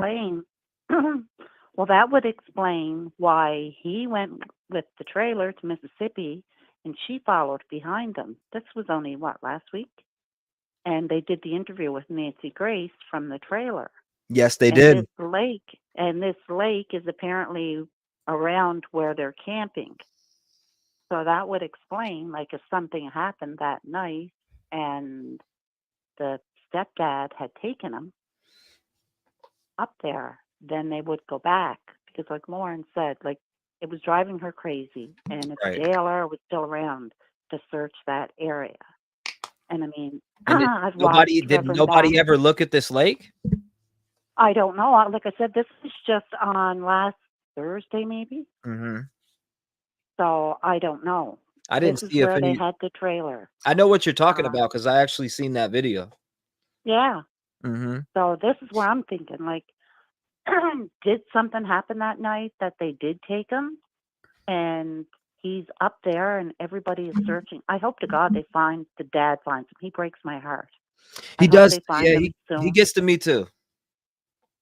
But this was driving me crazy. And like I said, the other night on the spirit box thing, when it said in the water or by the water, and I was after watching Lauren's show, and I'm like, could it be possible? So you seen that? I get what you're saying. You're connecting that. You said you seen that, and then you went over here and heard that, and you were like, "Damn, I got you." Yeah, like it was early in the week Mm-hmm. when I just happened in the afternoon. I clicked Lauren on, and it was kind of the tail end of the show, and I heard Donna saying that she did not. I thought she said she was talking to Seth. She did not do a reading, and Lauren had asked her where she might think he would be, and Donna had said this. She didn't say the name of the lake. She just said this lake with a weird appendage in Mississippi. And I'm from Canada. I don't know. But anyway, then on Thursday, I think it was. I don't know if the police searched that, Christy. Keep going. You're fine. Yeah, and then on Thursday, when Lauren came back on, and she said it was driving her crazy that she had to go in and look at all these lakes, and apparently she found this Horn Lake, and it was close to or at the place they had this trailer, because she said, like, if JLR, if you're in the area, search by that lake. And to me, that would make sense. If something happened that night and they took him away. Yeah, that would make sense. That would. I'm curious about that because a lot of people were thinking the same thing. I remember we covered Nancy Grace in here and watched it when it came out. A lot of people were thinking they need to check that RV, check the RV, check the camper, the RV. So many people were yelling. I think they need to check up that area where the RV was parked. But the thing is, though, like people don't understand. They got to have probable cause to, and especially if somebody says they want to lawyer up, or if they cleared them in their eyes, they're free to do whatever they want. They don't have to stay nowhere or stay in a state or do whatever. You get what I mean? They don't have to, especially if they have no legal obligation to do so. Yeah, but if there is people like from that area that could possibly search around that lake. Like, I mean, if I was there, I would do it, but obviously. What's the name of the lake? I believe Lauren said Horn Lake. Horn Lake? Horne, I believe, Lake. And it was in Mississippi, and apparently in Mississippi? Okay. And this was where they either had the RV or it was close to where they had the RV. But I thought that would explain when he drove up there and she followed up in the car, because that made no sense to me at all. Yeah. I don't know. This got everybody crazy. It does. It has me crazy, especially not knowing what's going on. Or tomorrow they're already saying, hey, we have a presser, but there's no information. So why the presser then? Yeah, it's probably like the Soto case, like just to come out to tell you everybody basically what you don't know. I mean, they already said basically in this article that I read at the beginning of this live that, hey, we don't have any new. It says right here, Tuesday, Sebastian Rogers on Tuesday, though the agency does not have any new developments to report. So it's like, okay, then you might as well just release an article or something. Yeah. Because why are you going to come out and tell us what we already know? Exactly. I mean, I guess it's good because there will be a lot of eyes on it. So I don't want to take that away. I guess it's good to get as much as you possibly can plastered on a TV or wherever. Because there's people that don't look at YouTube or look at different, Facebook. Yeah, exactly. There is some people that live without social media. So for those folks that watch TV, it is good to have his face up there for them to see that. But at the same time, just the thing that I'm saying is that if there's no new updates, then what are you coming on for? Is it to keep his face out there? Because if that's what it is, then I approve. But if you're doing it because there's so much attention on this case and you feel like you have to, are you forcing your hand? Yeah. That's just what my thoughts with that. Yeah. Oh, no, I agree with you there. Exactly. Okay, I've heard my time is up, but I had to run that by. It was driving me crazy, but it's just a thought. I mean, anywhere he could be, but like I said, if someone was close by there, maybe, I don't even know how big this lake is, but I mean, it wouldn't hurt to check it out. No, it definitely wouldn't. It wouldn't hurt to check anything out at this point. Thank you for calling in. Thank you for being a voice for little Sebastian Rogers here as we continue to cover this story. The biggest update of as of yet is tomorrow there's a presser and they say there's no information. So we'll see what it's about. Again, ma'am, thank you for being a voice here for Sebastian today. We appreciate you. God bless you. Love and light to you. Make sure you lock your doors. Shout out to her. We appreciate you. 219-885-9693. Make sure you hit that like button, by the way, if you just tap that notification bell. Because we go live a lot around here, usually almost every day of the week. Sometimes we'll take a day here and there, but 317 sent from heaven. Am I glad to have you today? What is going on? Hi, T-REV. This is Judy from Kentucky. How are you doing today? I'm doing okay. I have just been obsessed over this case, and I've just worried my death about this child. I listen to a lot of psychics, and I listen to a lot of podcasts, and I've listened to the news. I listen to everything, tried to get everything together. And a lot of things that I've put together, from seeing psychic drawings to, I just spent a couple hours online with you with the box, and oh yeah, I just try to take everything into account. And one thing he was hitting on was the Waffle House, and then we kept hearing about the hole in the septic hole and all this different stuff. And then I've heard by the RV park and by the RV dump and all this. And then I've heard one psychic said that the woods would be knocked down from a tornado, but she wasn't sure where it was at. Well, that Parkland Recreational Park is closed because the tornado hit it.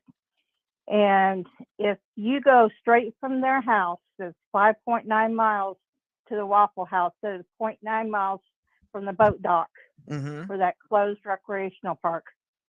So they're less than 6.5 miles from their house to that recreational park where the boat dock is. And I did not know it was right across from the rudder on the other side of the lake. And the psychics also said that they could see the dam. This was another one. Another one said they could see the dam. Another one said they could see the trees down.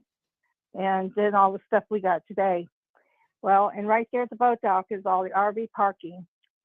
And I hope to God this may not be right, but to think of a sewage hole, you could kind of think of maybe an outdoor potty, that's just the hole for the outside restrooms. If maybe they drove down to like where that boat dock area is, right there in that reservoir area, and put him maybe in one of the outside bathrooms. It would be a quick way to get rid of somebody. It'd be a hole he would probably fit into because he's not that big of a guy. Right. And everything, if you check off all the things that I've written down for my notes about this and this and this and this and this, everything really lines up. And when I went and took the mileage from their house to the Waffle House, and I couldn't believe they passed right by the Waffle House. That's where they turned to go into where the road is that takes them right into the boat area. And that's 0.9 miles. And I'm like, he has just, would say, give us the sign. And he kept saying Waffle House or waffles. And it's like, that's crazy, And, but if you put it all together, it doesn't sound too far-fetched if you're not a crazy person. But I pray to God that's not where he is at. But I'm almost convinced that there's foul play involved. I don't want that to be. None of us do. But I just pray for that child, that being out on his own. That's what, and I'm glad you said that. We got to set the record straight out there for the naysayers. We don't want it to be foul play. Nobody wants anything to be foul play. We just want to know that he's found and safe. I have a 17 and 18-year-old boys that just left my home within the last year, both of them. I tell you, I'm an empty nester now, and I guess this is just really striking my heart harder than it probably would have normally, because I wouldn't have had time to really pay that much attention to it. But I tell you what, God bless this child and his family, because, you know, if his mom and stepdad had something to do with it, he still has a father and another grandmother and other family there. And who's to say that even the grandparents on the other side isn't also hurting, you know, because I'm sure they wouldn't want their child to be involved with taking. What are your thoughts when you hear that, when people are reporting or talking about, oh, they're at this Waffle House, or they're here, or they're there? A lot of people think that that's weird that they're meeting up in certain areas. I don't know. It's just from the emails that I read. A lot of people really do think it's weird that they're meeting up with these grandparents. But if you look at it, if you also look at it from my angle, I take a look at, okay, if he's missing and you're really worried about if he could be with somebody else, I mean, you will be meeting up with family and other people. It is just mighty weird, though, how allegedly they're following people around town.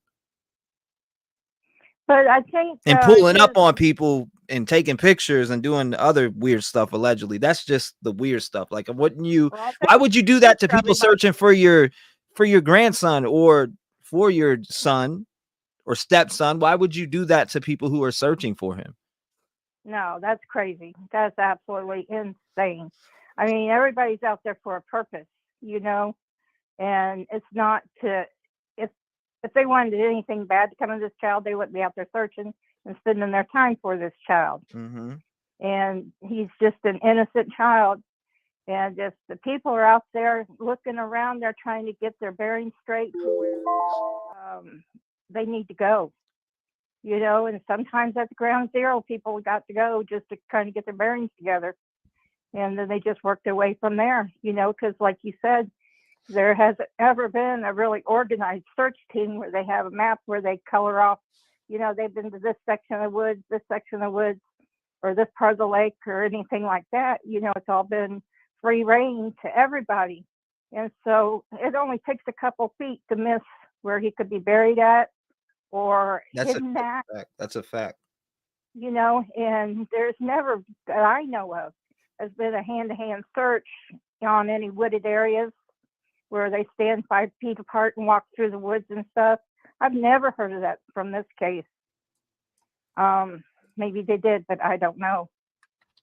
And then I was re-listening to the call from the police department that was dispatched going back and forth from the police department.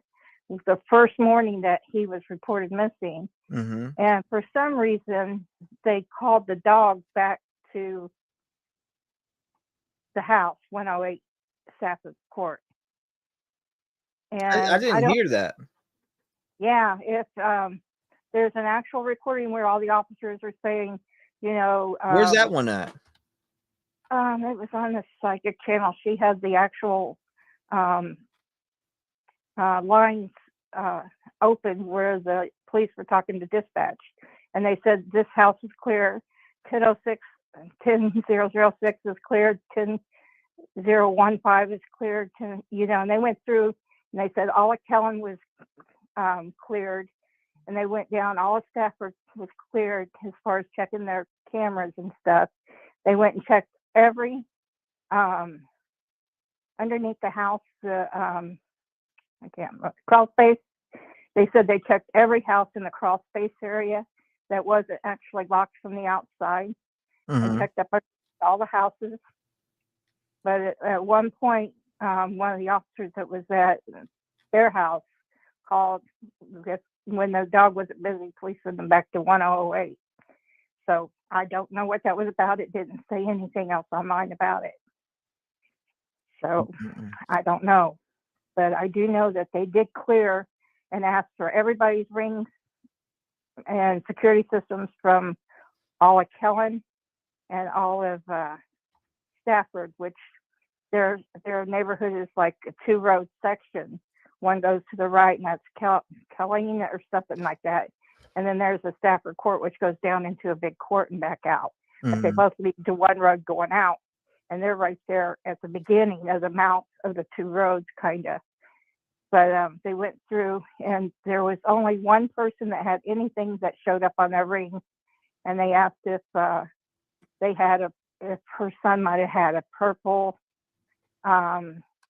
hoodie with Homer Simpson on it.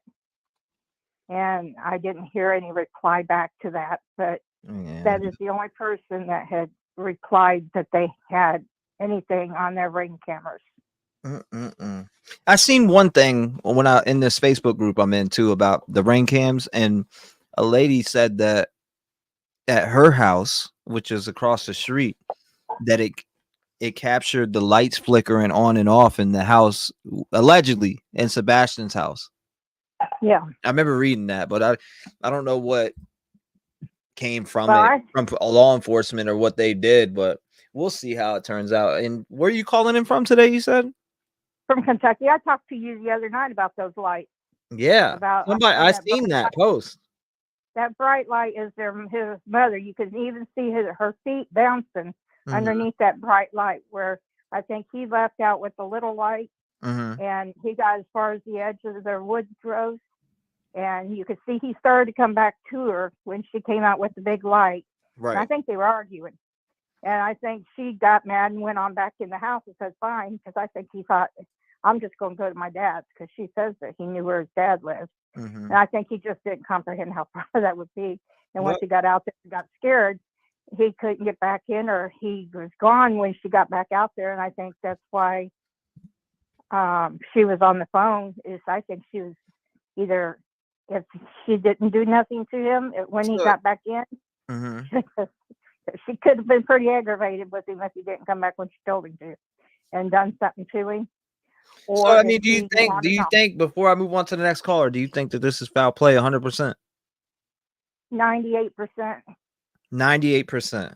Okay. Yeah, because there's just no way he could be gone this long. You know, and that's just, the only reason why I have that 2% is I've got children that have been mad at me, and they've gone out the door, and I've gone out after them.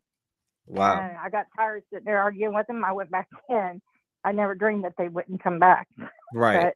But, so that's why I got that little tinge, and maybe something happened to him in the cold, because had some cold nights since then up and down there.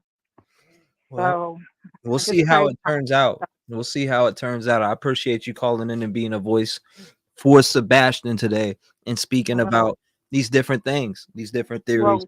Again, with the lights, I don't know I want to see this footage from the actual restaurant that Seth said. Or that Seth seen. Why don't they put that out? What if it's what he was possibly wearing? But they say it's not. We'll see. I appreciate you again. Did Seth see a picture of him, actually? You seen him on video. Remember? He's seen him on video at the what was it, the Texas Roadhouse? I forget.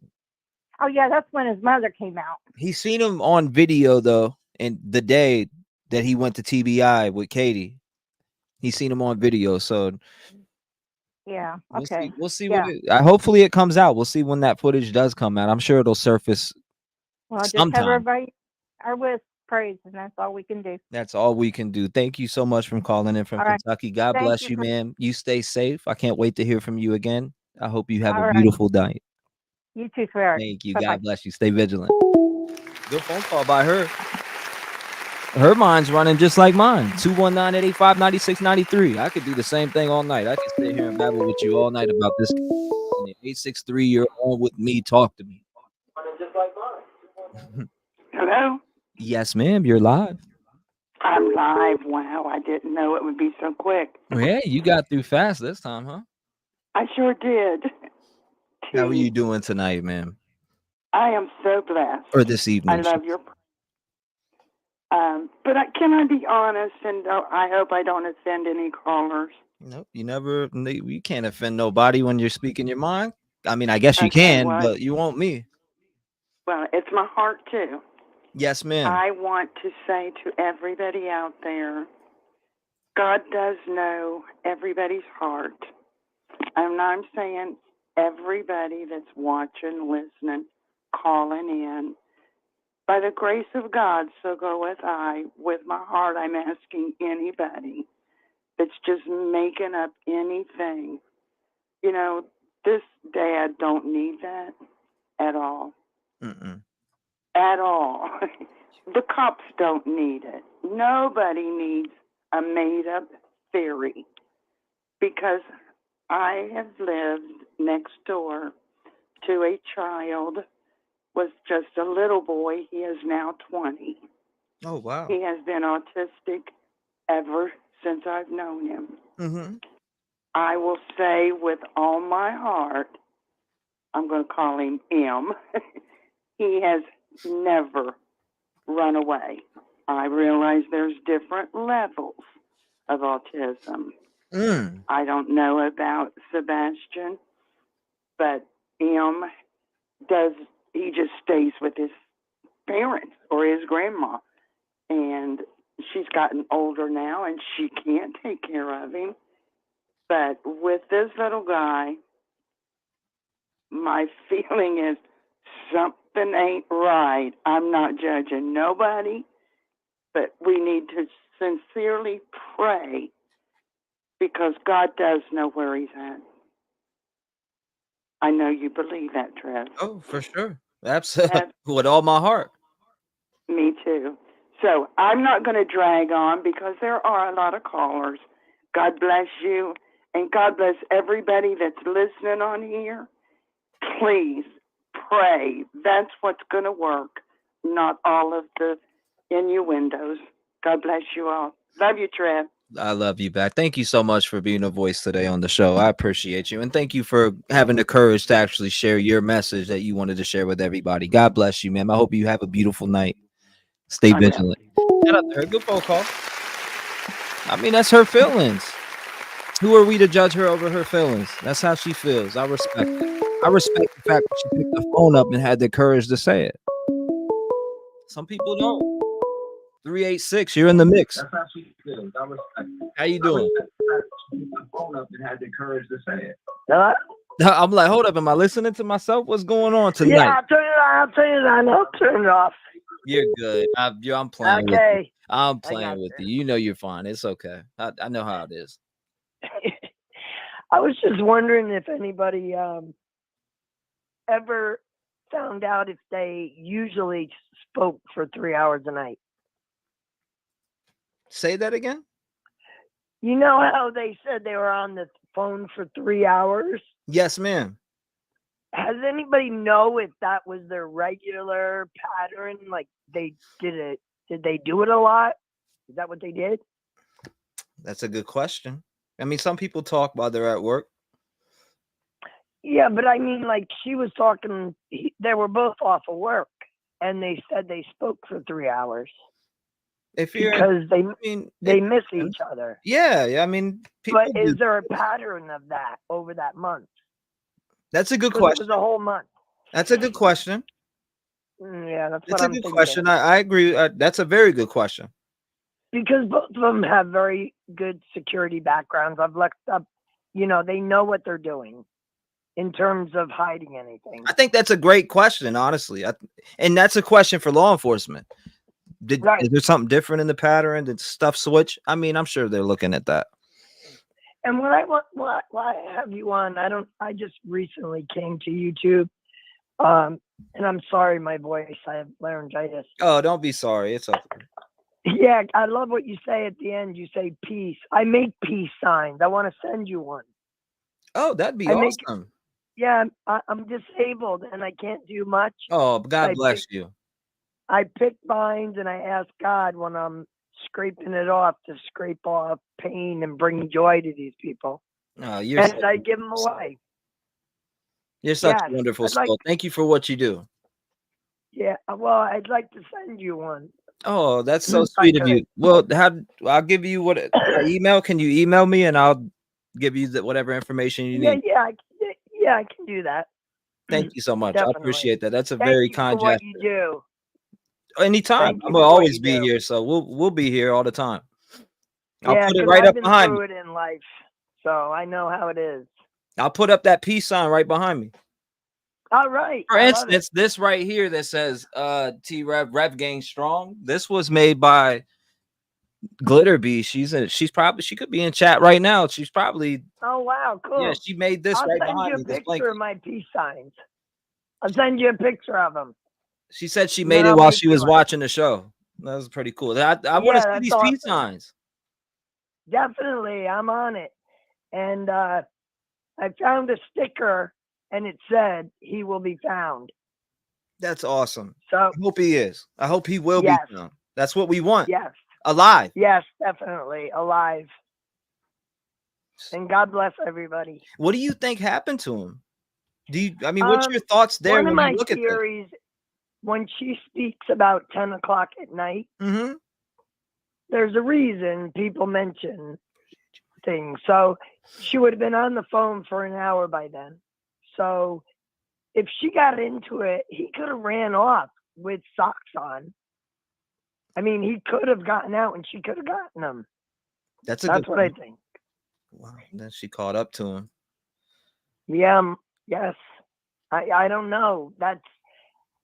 I've been trying just to see what happened. And I believe that water thing that people have said.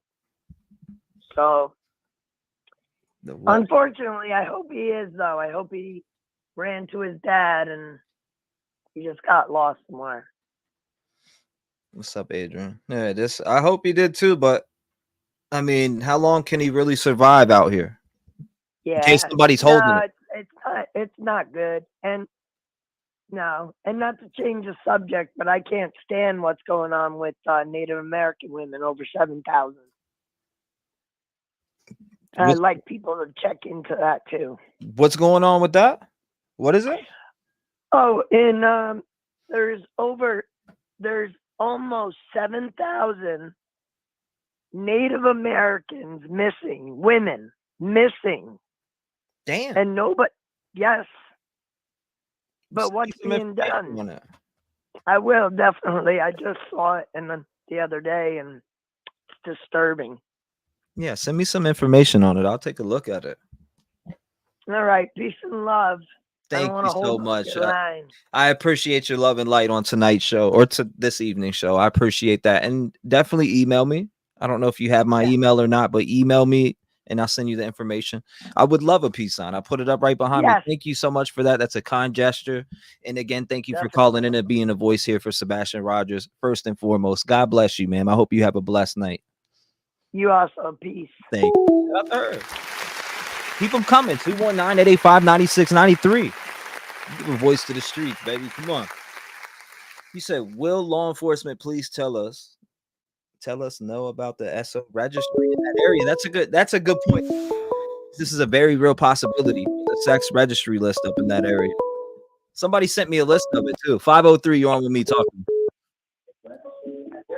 Hello. Yes, ma'am. You are live on the air. How are you doing tonight or this evening? I keep saying I'm good. Well, it's okay. It's only 3 here, so it's still afternoon here. Sunny, huh? Yeah, it's sunny here. I'm in Oregon. Well, actually, Washington. So yeah, it's beautiful here today. Mountain time. That's right. That's mountain time. So Pacific Standard Time. Pacific. So hold up. I thought you guys were 2 hours. I thought it was 2:46. Yeah, it is 2:46. So you're Central Time? Mm-hmm. Oh, okay. So yeah, 2 hours difference. 2:46. Yeah. So what's going on? Talk to me about this case here. What is your thoughts and opinions on this case directly? What is the first thing you think when you look at everything? It's just been heartbreaking. It really has. And, Seth, every time I hear that man, I just want to reach out and give him the biggest hug. And I recently just started watching you too, and you have the biggest heart too. I can tell you are a true, genuine person who cares. And, you know, I just love that. I love that Seth has you in his corner. And you know, I love what he says. Everyone is innocent until proven guilty. Yeah. But I'm like everyone else. I mean, from the very beginning, the Proudfoot story has changed so many times. And as a mom, I mean, I am a mother of 2 girls. I have 2 grandkids. As a mother, I can't even fathom ever harming, you know, my child but, you know, in this situation, and I try not to read into everything because, you know, there is so much stuff being talked about Absolutely. in social media. And I try not to read too far into everyone's theories, but come on now. A 15-year-old boy does just not walk out of the house and disappear overnight. There is so much more to the story. And, you know, just like everyone says, that what is done in the dark will come to the light. God knows, like a previous caller said, and justice will be served. And I know that myself included, you know, we with the LD, we just want answers, you know, because we're all so invested in this story, and everybody wants answers. But I also know that, you know, and I hate to say this, but, you know, without recovering somebody, they're going to have to build a huge case. And, you know, it's I don't know. I definitely think that the Proudfoots know way more than they're saying. You know, when I look at that, I think the same thing too, because you're the last person that's seen him. So, yeah, you know, hopefully they divulged all that information to law enforcement, like you would think they would have done. I'm not saying they haven't. I'm not saying they haven't whatsoever. So I don't want nobody putting words in my mouth, but have they divulged all the proper information to law enforcement about that night that he went missing? Yeah. Yeah. That's what we want to know, you know? Yeah. And I can't, you know, I mean, I have lost a child. I've never had God one missing. bless you. You said you lost a child, like lost Yes. this world? Yes. Yeah, In that breaks my 2005. fucking heart for you. Yeah. I And I'm lost my sorry son, to hear that. Caden. But I was blessed with another miracle girl, and that's a whole nother story for another time. My But heart anyhow, goes out to you. thank you. You're so sweet. I just I don't know. I really hope tomorrow, because tomorrow they're doing a press conference or something, right? Yes, ma'am, at 11 a.m. Okay. Central. So it'll be what, 10 your time? Or sorry, not 10 your time. 9. Actually 9 your time. So Yeah. yeah, and we'll be tuned in. We'll be tuned in. I guess I'll pull a 24. I don't care. We'll be tuned in. I just, you know, I'm really praying that we get a little bit of answers, but honestly, I think it's going to be like Matty Soto case. I think that you know, we didn't get an update on that, you know, when Florida had their last update. But I guess, like everybody says too, we really just have to trust the process. And I know I'm repeating a lot of what everybody already has said and what everybody thinks, but I am just, for Seth, oh my gosh, oh man, I just am praying for such a good outcome for that man. I mean, he's out there every day searching for him, you know. Oh, I know what I wanted to ask that I mean, people have said it, but so remember a few days ago when they came out with that call, and I'm not sure what the call was. It wasn't the 911 call, and they said that they saw footsteps out there by that water ravine. I can't remember the name of it. It's I don't know what it was. What has come of that? I mean, anything? Like, you heard that, didn't you? About what again? Say it again. That call, that recorded call that came out a few days ago. Yes, and ma'am. something about the footprints in the mud over by that water retention pond. I didn't hear much about it. I mean, I heard they searched that place, right? They're saying they searched that place fully and there was nothing there. That's what they're saying. That's what they're saying. That's the word about that spot. And Yeah. their socks. or the Bauer Sox. I said Bowser Sox. Yeah. Yeah. Now, this could be a rumor too, but I also just saw in one of the Facebook groups something that was screenshotted where Christopher Proudfoot was at. It showed on his Facebook he was at some park a day after Sebastian went missing, and then a few days after that. I don't know what that was about, but I thought that was interesting. And again, I really try to stay out of those groups because there's so much speculation. But yeah, I thought that was interesting as well. The people were asking about the t-shirt in chat. I just dropped it down below. Again, this is the link from Seth Rogers himself. He sent me this link himself in text message. So if you want to purchase this shirt that you see on the screen, again, Seth Rogers had sent me this link, and I keep sharing it in chat. I got mine on the way. Make sure you get yours. Let's make sure Sebastian is found. Sebastian Strong, hashtag light up the chat with the green hearts. Again, we are here today gathered and talking about the Sebastian Rogers case. He's been missing since February 26th. There's a very tight timeline here, and this timeline starts from February 26th, and when the endangered child alert was issued for Sebastian, who was last seen wearing a black sweatshirt, black sweatpants, and glasses. Then February 27th, the alert was escalated to an Amber Alert by the Tennessee Bureau of Investigation, TBI, due to additional investigative information suggesting an abduction. February 29th, the pond was drained in the search for Sebastian, but nothing was found. March 2nd, the reward was issued for information leading to Sebastian. March 4th, authorities scaled back the ground search and focused more on the investigative side, stating there were no leads to suggest Sebastian was not alive. March 7th, a landfill in Kentucky was searched as a precautionary measure, but it did not yield any clues.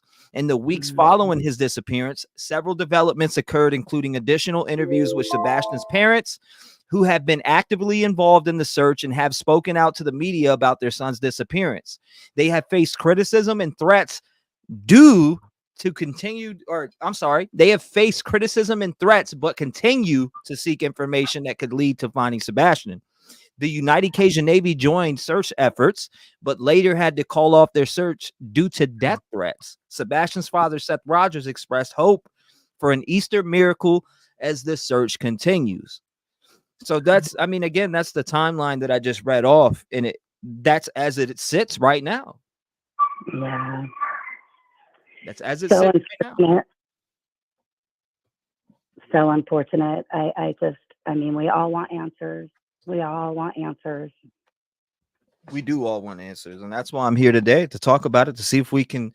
You never know. There might be somebody from Tennessee in here that's seen him already and maybe on the phone with the police. I mean, that's why we do this. Yeah. That's why we do this. And bless Nina's heart. Oh, Yeah. that was another. Well, I just want to say this: the reach that what we do here on this platform has is above a lot of what people think. For instance, when I covered the juveniles that escaped this prison, 12 juveniles, I think it was 12 juveniles escaped this prison. A woman that was a subscriber here sent me a video of them getting arrested, a couple of them getting arrested in her backyard.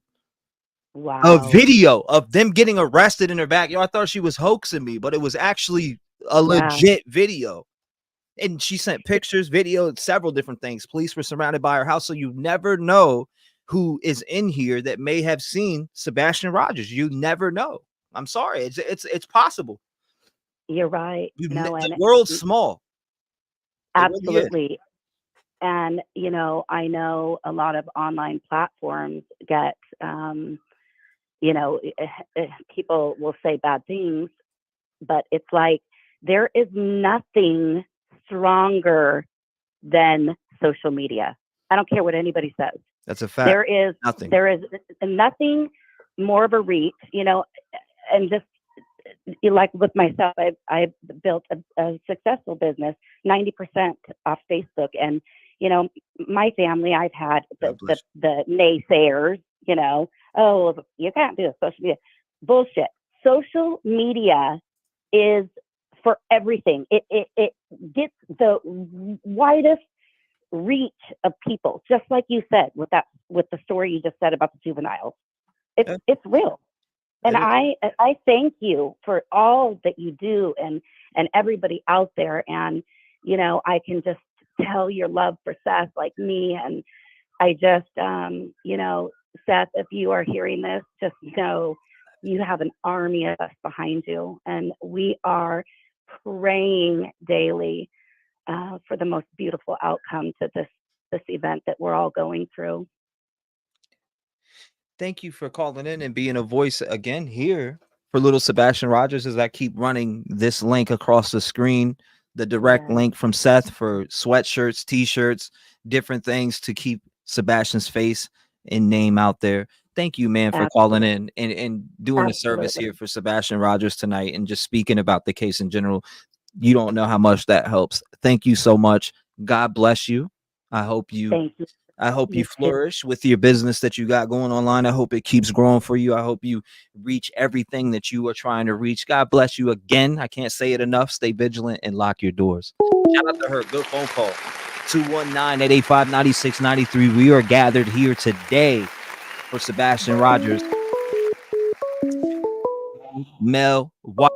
His hair is brown. His eyes are brown. Obviously, his weight, 106 pounds. Height, 5'5", ladies and gentlemen. If you've seen him, call 1-800-TBI-FIND right now. 616, you are in the mix. Talk to us. Hey there. Hi. I just want to say a couple things. Yes, ma'am. They're writing notes down. Yes, ma'am. But I also wanted to tell you that, by the way, last night your prayer that you said with Seth was beautiful.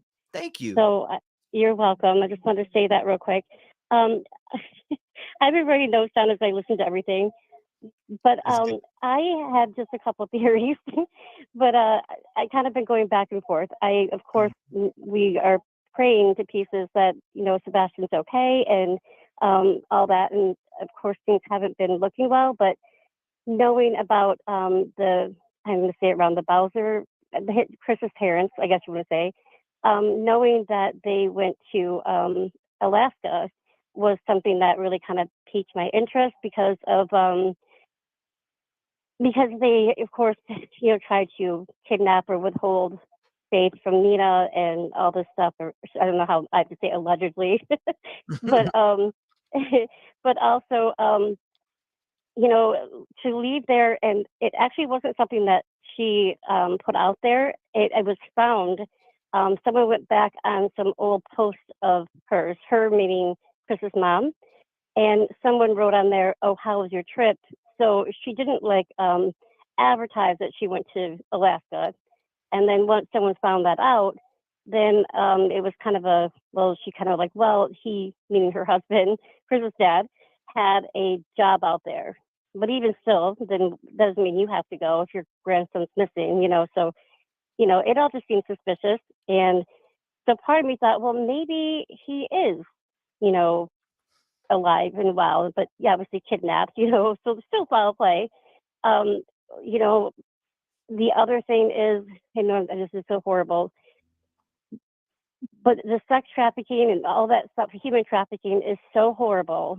And someone said to me, well, you know, which is horrible because everyone's worth everything and we're all God's children. So autistic or not, or anything you have. I mean, I'm disabled. So, you know, we all have our things. I mean, I grew up I went to IEP classes and shit like that. I mean, I'm considered slow, if you want to say that. I mean, some people say that IEP classes, you ride the short bus. Never did that. Always rode the big bus, but I was in IEP classes. It doesn't, you know, some of us are disabled or Yeah, exactly. You know, yep, you deal with what you deal with, you know, he never gives you too much you can't handle, right? So it's a fact. So but my thought was, well, someone said, well, because he's autistic, they probably wouldn't be able to sell him or whatever, because money, it was becoming an issue, I guess, at some point for Chris and Katie, or Kate, Katie, I guess. And so it's kind of I said, well, yeah, with someone that they think, even though he was, you know, he's, I guess, highly intelligent and everything else, you know, I'm talking about, of course, you know, Sebastian, you know, but because of that some people just assume that, it's actually easier because, they're autistic, so they won't tell anybody, or, they're more vulnerable. So some people would think that, so even though, people that know Sebastian or hear about him from, Sal, his dad, who, when he talks about his stories about him, you can hear him smile through the phone line. I mean, he's so, proud of his son and everything. So, so I've had these, thoughts about like, we do know that these people that are, being followed, like Seth talked about being followed and things like that. Which is weird. Why would you have somebody following you? You're searching for your son. I mean, in case police were watching you or something. I mean, but rather than that, who was it following you? Right, and I guess the people that are searching, they're getting followed, and I know someone mentioned JLR, and who's another YouTuber I'm sure you know of, and I know that he actually did have a video where he was just outside in his car in front of the house, and then he was getting kind of chased down, I guess you want to say, where he was kind of like blocked in.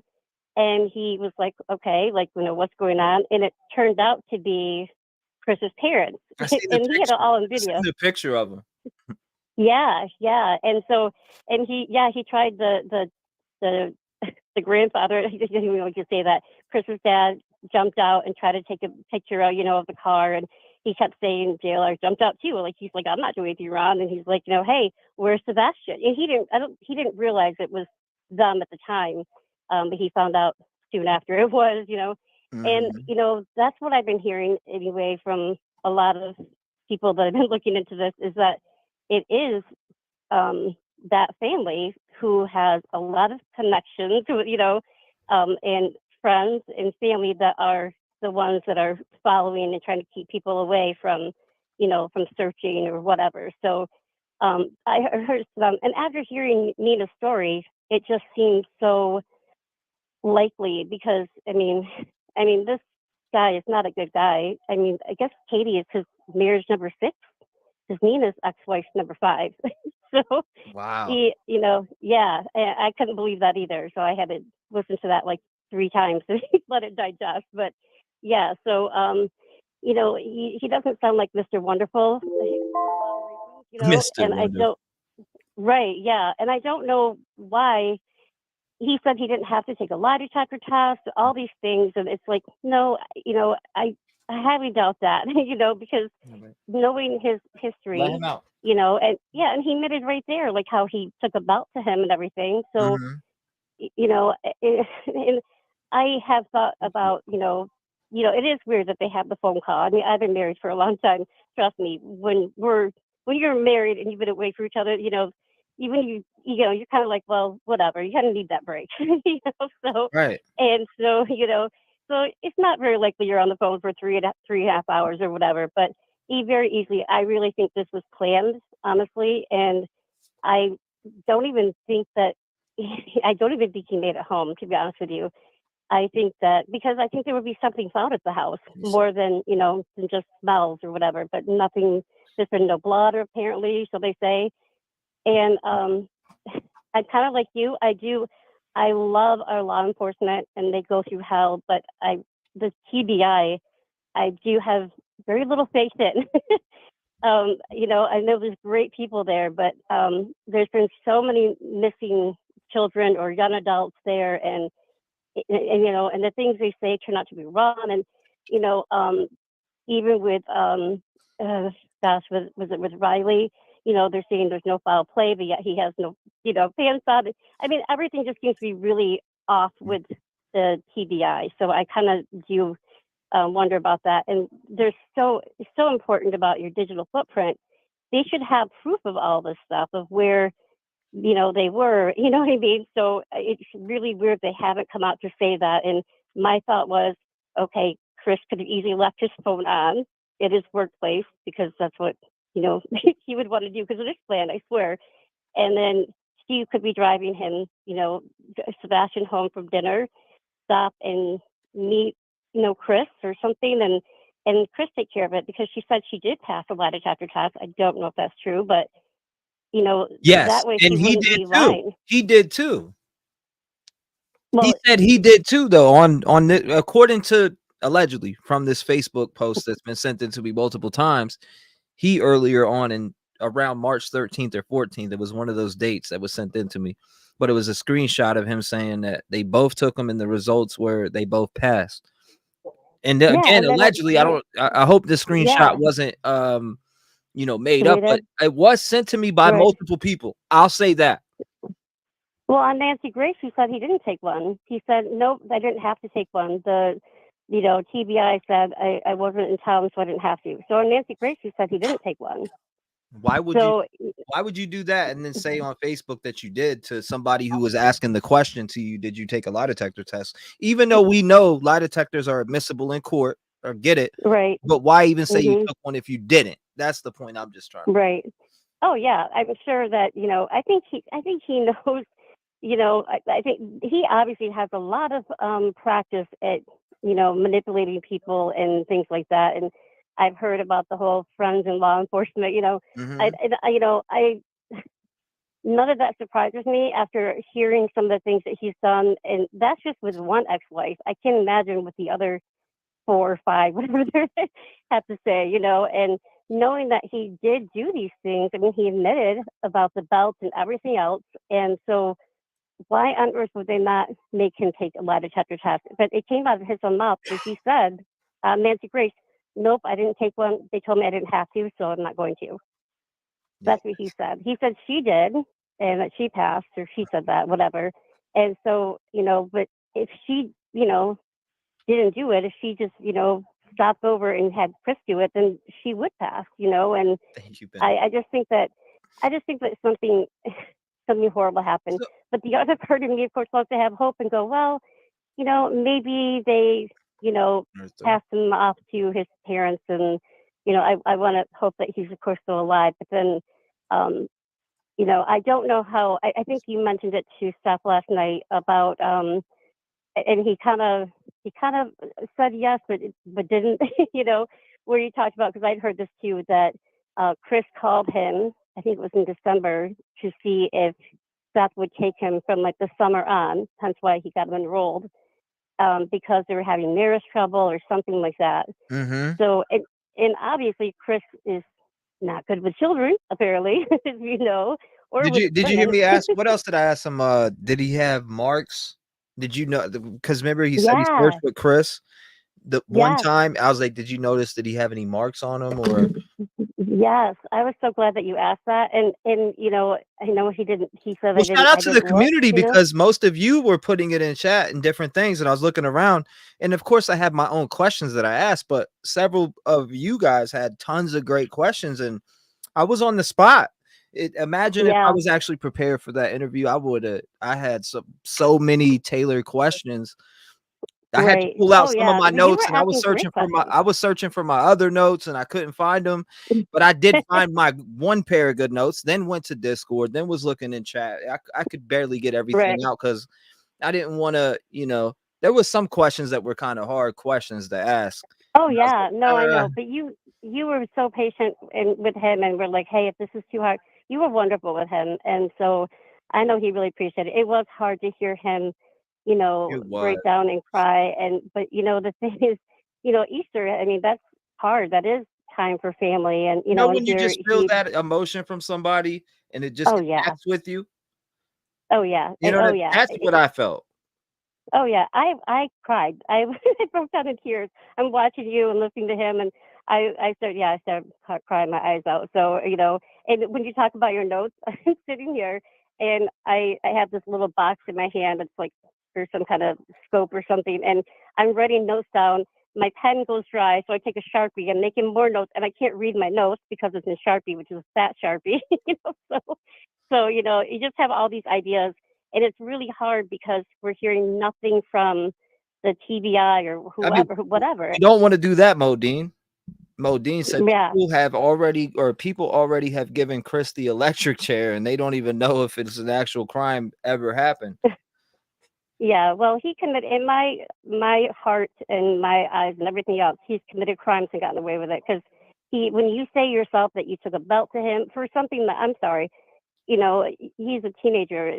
A lie that apparently was something ridiculous or whatever. I mean, he even said that, and yet you do that, you admit to it. So he never got in trouble for that. He didn't get in trouble for the things he did, with his previous relationships or with Faith. And so in my eyes, he's a bad guy regardless, but this is, puts it all on there. But I really think that his parents, and I didn't think that before, but I really think his parents might be more involved than I ever thought. I thought it was just the two of them kind of a thing. And then the more I was looking into things, I thought, gosh, I can so see that. Because why are the parents going out there and hunting people down and having friends and family do so and threaten people? Because it's them that are chasing people down, and so. Yeah, and so why are they doing that unless they have some kind of involvement, And We'll see why. I don't know, but tomorrow is the presser. We'll find out what information comes out on this presser. I'm going to be on the edge of my seat. Obviously, they're already saying that this place is already reported. News Channel 9, ABC. They've already said that they don't have any new updates. So we'll see how that is. I know. I appreciate think that's crazy. Thank you for calling in and being a voice. Thank you again so much for everything. God bless. And like I said, thank you so much for all your work and that beautiful prayer last night. Thank you. Absolutely. We'll say another one tonight too. Always will. All right. Make it Me my too. make it my Yeah, stamp thank to you, do Bob. so. God bless you. Stay vigilant Thank and lock you. your God doors. bless you. Shout out to her. Again, if you just came in, there is a presser coming tomorrow, ladies and gentlemen. Law enforcement investigators to give an update on the an autistic teen, Sebastian Rogers. That is tomorrow at 11 a.m. Central, 9 a.m. Pacific, Eastern, 12. 720, you're on the show. Talk to us. Hey, first I want to say thank you for having me on, and God bless you for everything that you do. Yes. I work a lot, so I'm behind the 8 ball here. His phone. First I heard the 911 call said his phone was in the kitchen, and then they said his phone, that he had it. Wow. Do you know anything about his phone? Every 15-year-old has a phone. Now, I don't know nothing. I don't know much about his phone. Allegedly, it was left at home. Okay. Very weird, though. I agree with you 100% on that. And what did they find on the phone? Who did he call last? Phones. It's a good question. They did say this, though. If we go back to the Nancy interview, law enforcement told Chris not to provide exact dates. Katie took a lie detector test. Chris didn't take a lie detector test. The RV trailer that Chris stays in at the RV park, his car was in Memphis on the job site that night. Her car has been searched multiple times. Sebastian lies, Chris says. Chris spanks him with the belt because he lies. He filed a TPO and wife fled to New Mexico. He handed daughter over to wife. She goes to New Mexico. I'm just looking at my notes. His car was on location in Memphis. That was about the job site, his vehicle being there. Work car and driveway, Katie's. They do not have permission from her work to give out information to the car, but Nancy followed up the question, hey, did you ask them? No, we didn't. Her car has been searched multiple times. Scent dogs looked at her car. She got in the car and searched for him. She was already on the phone with Chris. Chris called 911 at 6:20 a.m. Katie called when she realized Sebastian was gone. They say they both been out searching. They left the home in an RV because Chris is going back to work. Katie is not going back to work, not yet, at least she says. She left the home too with him. Obviously, we know that. She went because her son could be anywhere, and they're looking anywhere and everywhere. He spanked him one swat on his butt because he was lying about something but doesn't remember why, but the lie. He gets a little too close to kids and does not accept it, or they do not accept it much, and it causes a issue, and he will not stop. Instead of being honest, he lies. I remember that part too of the interview. Nancy asked about the belt incident, and he says that was only one time and it didn't make it to CPS.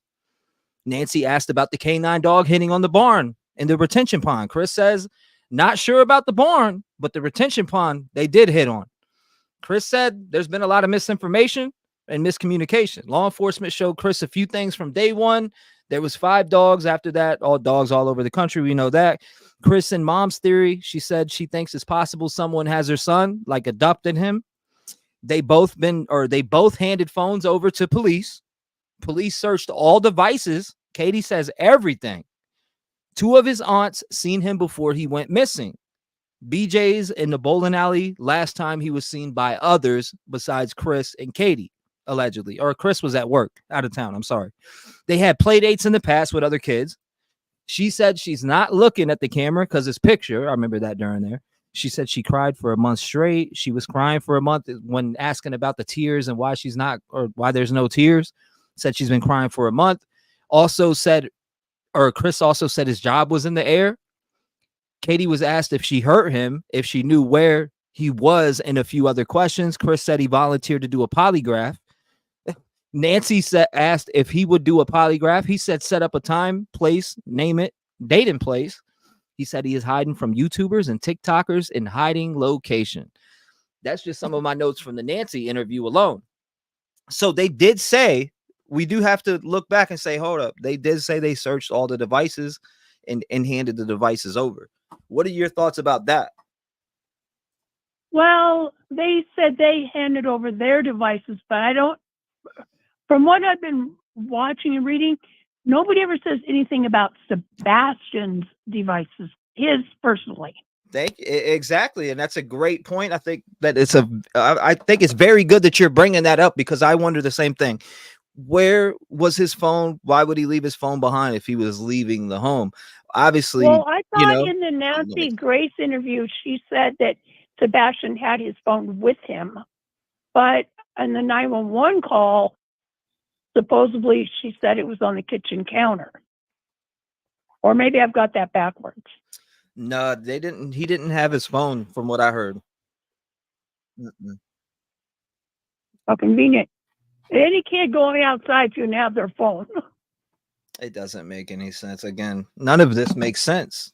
No, it doesn't. Besides and I also thought him running off. It was kind of strange. His phone was off. Mm-hmm. It's also kind of strange the way the father answered. As far as the timeline of what happened, that she got up to go wake him up, and he said, and the police were here within 3 minutes. As though he was there. He said the police were here. He didn't say they were there. If I wasn't there, I would say the police were there within 3 minutes. He said the police were here within 3 minutes. Does that, you understand what I mean there? Yeah, I see what you're saying. They were here they were here very fast. It's a good point. Yeah, it's a very good point. I don't know. It's a very good point. I don't know. I'm just wondering about his phone, if the police expected to see who he's called. I've had teenage kids, and I've seen them go outside to go meet somebody, to get probably a joint or something. But and they didn't, probably have their shoes or their phone. I don't know. But the parents are so wishy-washy with everything they're saying. It just, nothing adds up. Yeah, yeah, I agree, Chatty. That's great observation for sure. Great observation. I pray they find him alive. That it's sad. Just prayers, lots of prayers out to the rest of his family, his dad for sure. And like I said, God bless you for what you do and bringing this to light every day. That's what it's about. That's what it's about. Pushing it. Keep him alive in the media and the memory, and keep searching. Thank you so much for calling in. I appreciate you being a voice here for Sebastian Rogers today.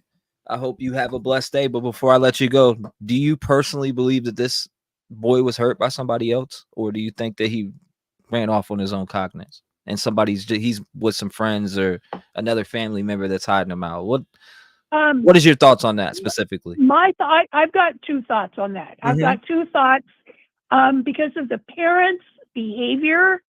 That thought is a definite possibility. But again, I've had teenage kids, and I've seen them leave the house, go around the corner to meet somebody to get a joint or something. Mm-hmm. You know, like that they're not supposed to have. I mean, how much do we know about Sebastian? Do we know, did he dabble in drugs at all? And I'm not Somebody texted me a possible sighting on March 20th. You know, I did not. I'm not bringing, you know, saying anything bad about Sebastian. Do we know anything about Sebastian? What was he like at school? Right. Who did he hang out with? I mean, those kinds of things. Did you hear my questions on to Seth? Like, that's what I was asking, things about Sebastian. What, you know, what did he like? What was your memory? You know, what was your fondest memory of him? And just different things. That's why I was mixing in those type of questions for Seth, because every time we hear anything, at least from the other side, I hear, you know, about these lies and bad things and belts and all this other weird shit. I'm just wondering, is there another side of Sebastian that people don't know about? Because when kids are hanging out with bad kids or they're sneaking a joint, that's not usually something the parents know right away. I mean, did he go out to meet somebody and then they took him? You know, I don't know. We'll find I just think it's weird that this 15-year-old went outside with no shoes and no phone. Because a teenager, you ask any teenager, they are never without their phone, and their phone isn't off. So I don't know. We'll see how it works out. Either way, it's gonna come to light. A lot of this stuff, it's gonna come to light. Even Summer Wells case, that's gonna come to light. Even someday, bless that child. Someday it will come to light. I hope for Sebastian, it's soon. I hope he's still alive. Mm-hmm. I hope it's soon that something comes to light with this little boy. And I hope it's good news. I pray every day for him and his dad that he has a good outcome for this. Now, so sad about Riley Strain. Yeah, you know what? Watching that video of Riley Strain day by day, minute by minute, walking through that, and I was finding him in a river. He was in a river. Like, that shit's heartbreaking. Yeah, I just released the docu-series on there. Right. It'll drop on the channel for regular subscribers Thursday. Members have access to the Riley Strain docu-series that I put out. I uploaded it this morning. So if you want to check out the Riley Strain docu-series, it'll release Thursday for everybody. But for members, it's on my channel right now. Oh, I'll get on that right now. Riley Strain docu-series is on there now. Thank you so much for calling in and being a voice for Sebastian. I appreciate you. Thank you so much. I hope you have a blessed night. And let me know what you think about that docu-series. I will. Thank you. God bless. Shout out to her. Good phone call. And I want to read this real quick because somebody texted me again. I don't know the validity of this text message, but it's about a possible sighting that this person says Seth should know about. So I'm going to read it. I'm not going to disclose who this person is because they do want to talk to me off live, but I'll read this text message and go through it. They said, specifically, word for word, I called in a possible sighting to TBI. They said, hold on, let me read it again. Let me go back to it 1 second. I called in a possible sighting to TBI on Friday from March 20th. I let them know cameras were available for them to obtain footage. I work on the strip in Gatlinburg, Tennessee. I won't say where, but the job requires the person to stand at the door where they work at to speak with families walking by. There was a couple walking that had 4 boys with them. The boy who looked like Sebastian was in the far back of the family and stood out to me. Okay. He appeared to be autistic to me from observing him, but I didn't initially call it because the boy didn't seem to be in distress and wasn't wearing glasses. Thought maybe it was just his doppelganger twin because I'd heard so many rumors that this child most likely was deceased. I regret not calling 911 immediately because this boy looked identical to Sebastian Rogers. What caught my attention to him was bright, or what caught my attention to him was a bright yellow hat he was wearing. Thursday night, it dawned on me that the hat was the hat Luffy from One Piece wears. It was a bright yellow hat with a red ribbon wrapped around it. One Piece is an anime, and autistic boys love anime. I also noticed his dad had One Piece shirt on during one of his interviews. The hat confirmed my thoughts of this boy being autistic. I knew I had to call the TBI the following morning so they could look into it. This boy was the same age, built, height, just no glasses. I emailed the TBI with all the details I could think of and then called to confirm they received it. They pulled it up when I was on the phone and said she would give the info to an investigator. Saturday morning, I saw a guy in law enforcement that sometimes walks the streets, and he was accompanied by another man in law enforcement that was in a uniform. So I do believe maybe they were contacted to obtain video footage. If Sebastian isn't deceased, and it's possible he could be with family or friends, or family being hid this boy, I have no doubts it was him. So this person is saying they have no doubts it was him. I think it was something Seth should be aware of so he could follow up with TBI to make sure it was looked into. I said, hey, can I call you? They said, yeah, but I prefer not live. So I will call them when I get off this live. Maybe I'll pass the information over to Seth and let him and his team deal with that. I'm sure Seth would want to deal with that himself, but I did want to read that. Now it says again, the email I sent up, they actually sent the email that they sent to TBI on Wednesday, 3/20. Okay, I see it. I won't put all that out. I won't put that out. I see it. Thank you for sending me that email that you sent to them. Thank you. And I see your name too. Thank you. I'll get in contact with you off of here. I'll also pass your information over to Seth, and maybe you could talk to Seth. You said, I believe he's alive. Oh, Udi says. K9 Rescue says, pretty sure no one would be parading him around in a crowd. It's so weird that sides of his family last names have something to do with feet or Borsocks or Proudfoot. That's ironic. I'm going to open the lines back up, but I did want to read that. Again, it's a possible sighting here. I actually see the picture of the place right now. They emailed me the picture of the place, the email they sent to TBI, and that long message that I just read to all of you. So, wow, breaking information coming in, a possible sighting of Sebastian Rogers. Is it real? I don't know. We're looking at everything. 978. It's never too late. You were live on the show. Talk to me. Hello. Yes, ma'am. You were live. Yes, I am calling from Salem, Massachusetts again. Yes, my name is Donna Howell. Nice to talk to you again. Nice to talk to you again. God bless you. I'm thinking about the ex-wife Nina. Mm-hmm. I don't understand if he supposedly abused her son or her daughter. Why did she follow up on making charges? He would be in jail right now, and nobody would be going through all this baloney. That's because a good it's point. sad.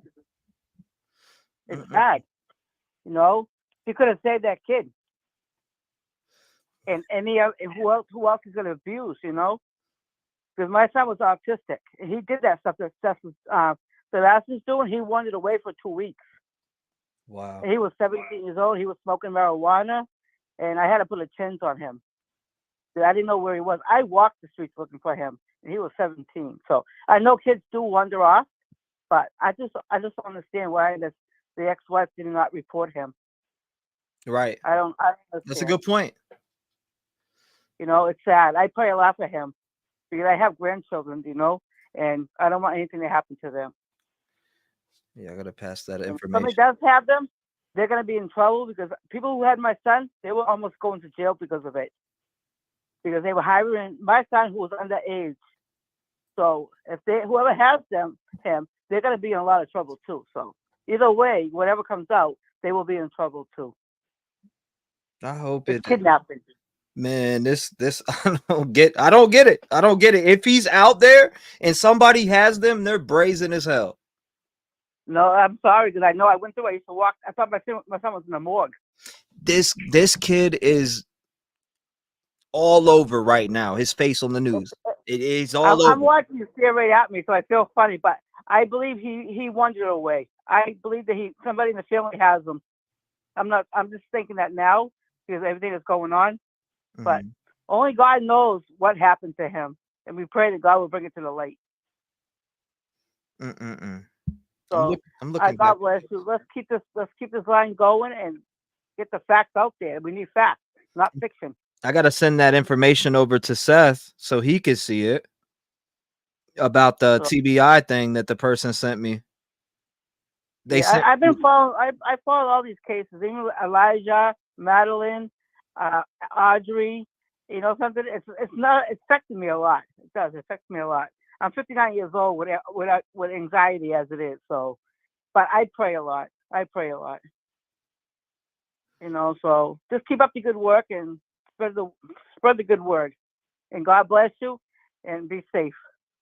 Thank you so much for calling in and being a voice for Sebastian. My bad. I was messaging his dad to get over this message from the person who texted me with all the TBI information. Have them. If you're autistic, sometimes your mind doesn't work right, you know? That's a fact. No, my boy that I had on my show earlier on my second channel, he's autistic. And maybe he's off his medications. You don't know. Nobody knows. Nobody knows what the kid should be on, what he shouldn't be on. If he got hooked on something, that's something given him. My son was hooked on marijuana and pills. And I thank God he's a good kid now. He's 27. He's a father. He works. He's a good kid. I didn't give up on my kid. I kept going. So I just pray that these parents will open up their eyes on both sides. Because it's not just the mother, it's the father too, because he needs to open up his eyes too. If he's seen something bad, he should have been opening up his eyes a long time ago. What do you think happened here? I believe he's just one drop. I mean, until we see more, we don't know. We can't accuse what we don't know. Yeah, that's a fact. Because there's so many different, and all people talking different, and so we can't really accuse. They're making themselves suspicious, put it that way. They're making themselves more suspicious than anything. If they stayed around and they said they're being threatened, they could have got the cops to watch over them. They didn't have to run away. So there's cowards. It's cowards. And being a mother, that's a coward. I'm a mother of 3 boys and 1 girl, and believe me, I text my son at the age of 40, and he don't live at home, just to make sure he's not up in the street and getting in trouble. And I was alcoholic for a mother, so I know how it is to be not the best mother. But you know something? My life was changed. Thanks to God, my life changed around. I was an abusive mother. I'm not proud of it, you know, but I changed. You said you were an abusive mother, but you changed? Yes. You know how much I commend you for admitting something like that. I was an alcoholic.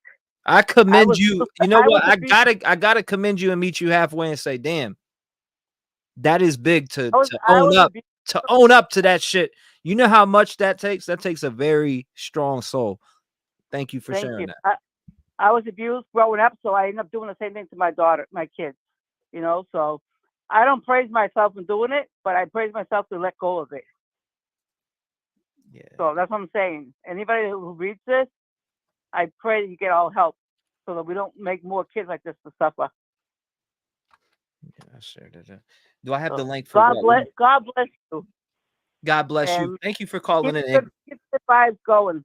I'll keep praying. Always keeping the vibes going. Thank you for calling in, and thank you for being a voice here today for Sebastian. But not yet only that, admitting something like you just admitted takes a lot of damn soul to say that, I was abusive once, or I was thank you for owning up to everything that you've done and speaking out for Sebastian and in his corner. I appreciate you.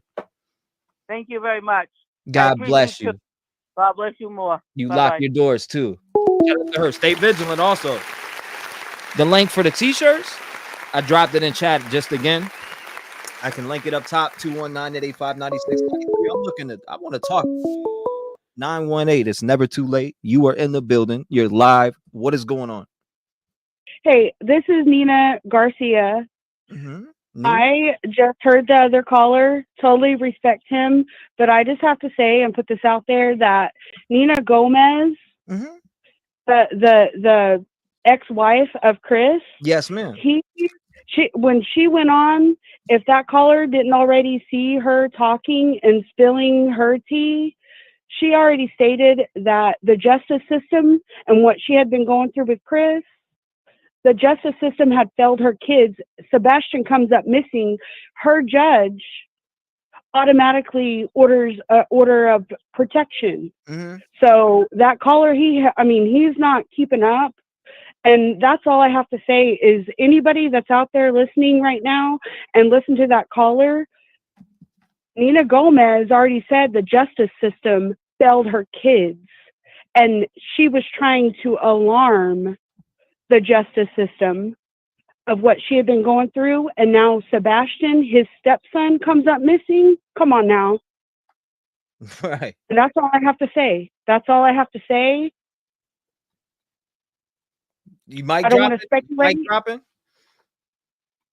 I'm sorry? I said, are you mic dropping? Am I mic dropping? What do you mean? You dropping yeah, the mic. yeah, Like, yeah, that's it. I thought I was. Yeah, no, that's it. For anybody that hasn't been following this case and hasn't seen Nina Gomez's, the ex-wife of Chris, and has one child with Chris, if they haven't heard her testimony, because that woman has a testimony and what she's been through with Chris Proudfoot and Chris Proudfoot's side of the family. Like, I'm heated over people not actually, like, they want to call in and give their 2 cents. It's disturbing because they want to be heard, but they don't actually know. Yeah, they're not actually seeing what the court system has done for some kid that has already been through the ringer back and forth and put through it. She tried to protect her kid. And she had to be put out, like, made crazy because she was given those custody papers at the airport, and she wilded out, went through the airport, and she said they're going to kidnap my kid. Now, she may have been called out and been called crazy and made her look like she was crazy, but she already knew that man's behavior. And now his stepson comes up missing. Like, come on. Come on, people. Some people have reached out and said that to me too. Like, oh, she just wants attention because she's fighting for custody and, just a bunch of different things. I mean, well, I've heard it all. There's suspicion towards everybody when you look at this in the rear view and you start to listen to everybody. There's suspicion towards every single person in this case, whether it be Seth, Katie, Chris. I've seen suspicion of them all from just the community. I'm not saying for myself, but from the community alone. Chris, Seth, and Katie have definitely been on there. Plus the grandparents allegedly. And again, the names that I'm naming, nobody's charged with anything. We're speaking allegedly, speculating wise on this channel, and that's all we're ever speaking. In case I'm reading some documents with some facts behind it, but right on. This is wild. Again, who do you think is behind this whole entire thing? I hate to even go there with the mama, with Katie. I don't because I would have to put myself in like the shoes of Katie. No, I'm not a stepfather, but guess what? I'm a stepmama. Right. Hey, you take whatever my step kid. I have a stepson. He's my oldest son, actually. You see what I'm saying? Like, yes, it hurts my heart to even go there thinking about these step parents, but you already have a mom who's already had an ongoing case, right, with her ex, and if the children have to be in the judge's quarters and private one-on-one, and the judge talk to Nina's kids from a previous relationship, her other kids and what they went through, though, that one-on-one conversation with that judge, if that ever comes to be, that they'll know.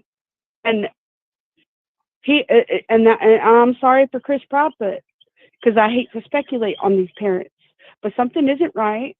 It's definitely not right. But Nina already said and has proof that the justice system has been failing her kids. For Chris Proudfoot to spank an autistic child with a belt, what do autistic people have a problem with? They have a problem with relating to other people, period, no matter what level of spectrum that they're on. So if Katie allowed that shit to be happen, I'm sorry, No, you allowed can, no. that, This is an adult show. You could say what you want. If Katie allowed her son to be spanked by Chris, she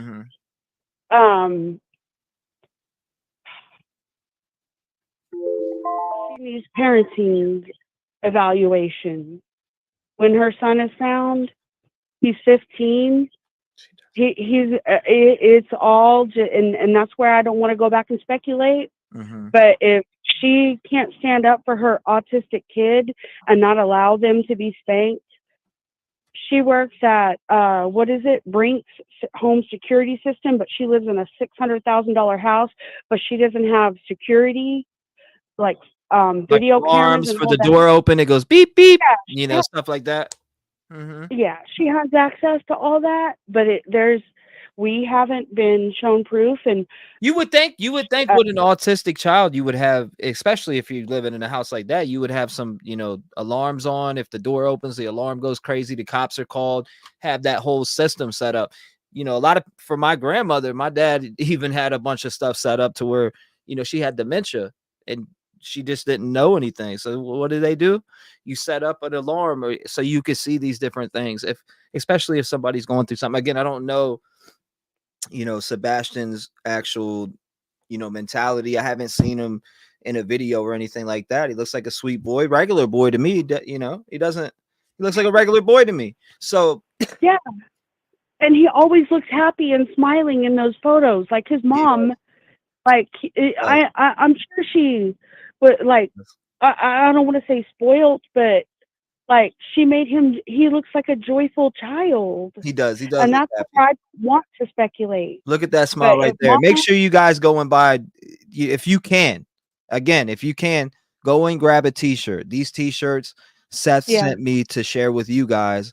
Again, here's his favorite color, the green one. This is the one I ordered. Well, I didn't order the sweatshirt. Actually, I ordered a t-shirt, but again, you can get all these different ones. They have extra small, medium, large, extra large, 2XL, 3XL, 4XL. They have women's all the way, pullover hoodie. They have tons of different stuff. If you're looking in here, tri-blend, comfort, women's slim. So if you guys want to get, you can get a pink one. You could get green. There's tons of different t-shirt options up here for you guys. Again, this is the direct link that Seth Rogers himself sent to me, Sebastian's father. And I'm going to be posting that in chat periodically. You'll be saying, oh, what is this link? Well, it's the t-shirts for Sebastian. T-shirts to keep Sebastian's name out. So make sure you grab one if you can. Again, only if you can. I'm sorry, I didn't mean to cut you off. I just wanted to push these t-shirts out there because a lot of people have been asking me about them, and I wasn't around the computer to get the link out to everybody, and I wanted to promote that out here today for everybody to go ahead and grab one if you can. If you can't, we understand that. But again, we just want to continue to keep his face front and center. So he is found 5 weeks too long. We're now into April, and this boy hasn't been seen allegedly, though. I did receive a text message today where there was a possible sighting on the 20th. I did pass that information over to Seth, and it was reported to TBI, and there was video camera and footage. This person that messaged me this, ladies and gentlemen, says that they 100% believe it's actually Sebastian Rogers. So I was like, wow. I mean, just reading this message, again, they think it's Sebastian Rogers. I don't know if it is him or not, but they said they were with a family of 4 or 3 other kids besides him. We'll see more information about it. I did, again, send it over to Seth. So we'll see what comes from that. Thank you for calling in. I appreciate you being a voice here today for Sebastian Rogers. I hope you have a blessed day. Stay vigilant and lock your doors. God bless, man. Shout out to her. Good phone call. 219-885-9693. We are extensively covering around the clock the Sebastian Rogers case. And boy, oh boy, this case is just ladies and gentlemen. It is very sad. Did he walk out his house and go up the mountains barefooted? I don't believe that for 1 second. So where and who could have put him where he's at now? Which we have no idea. 260, you're on the show. Talk to me. Hey, is this T-REV? Yes, sir, it is. How are you doing today?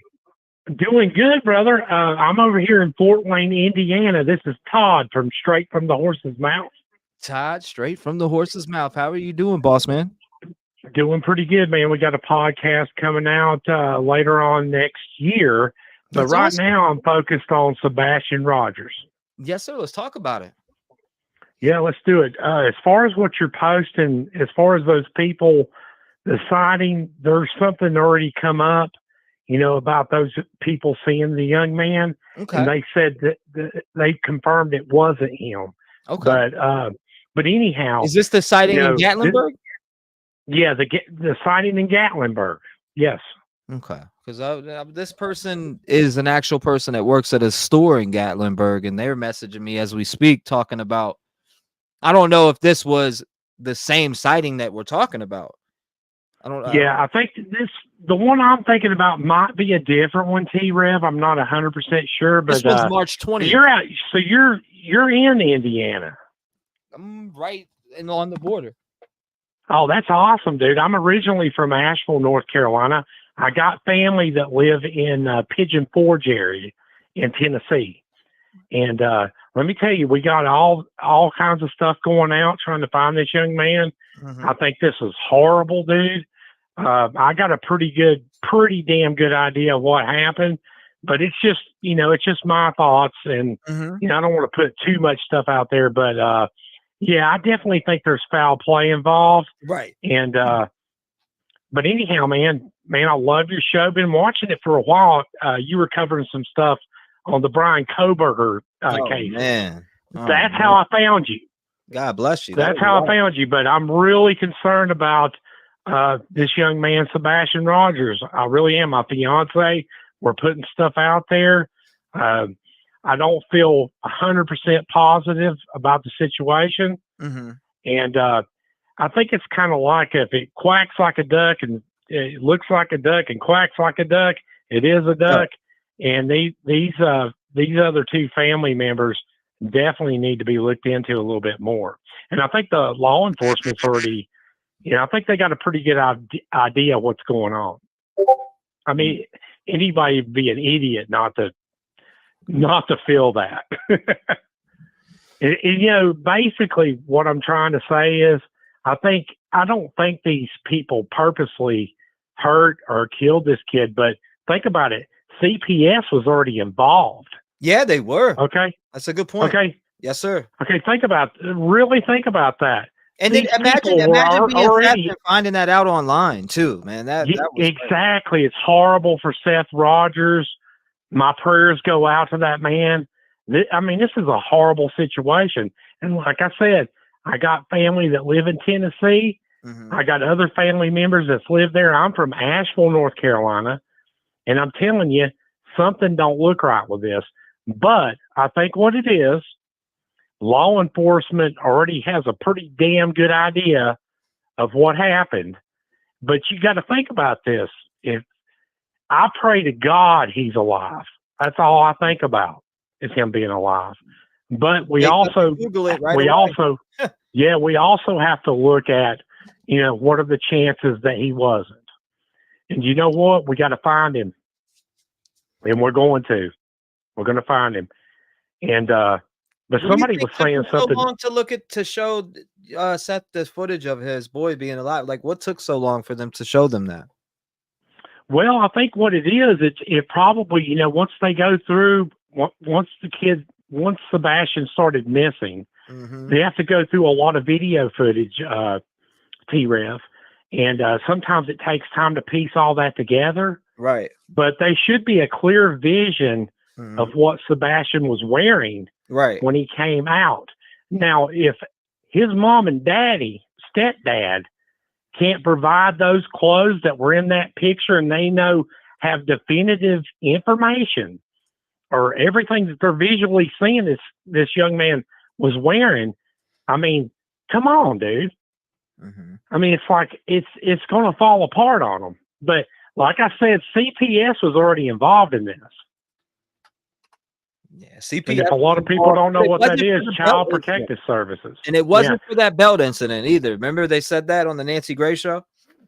Exactly. That never got reported. Yeah. Yeah, apparently, because let me tell you something, CPS would have contacted Seth Rogers.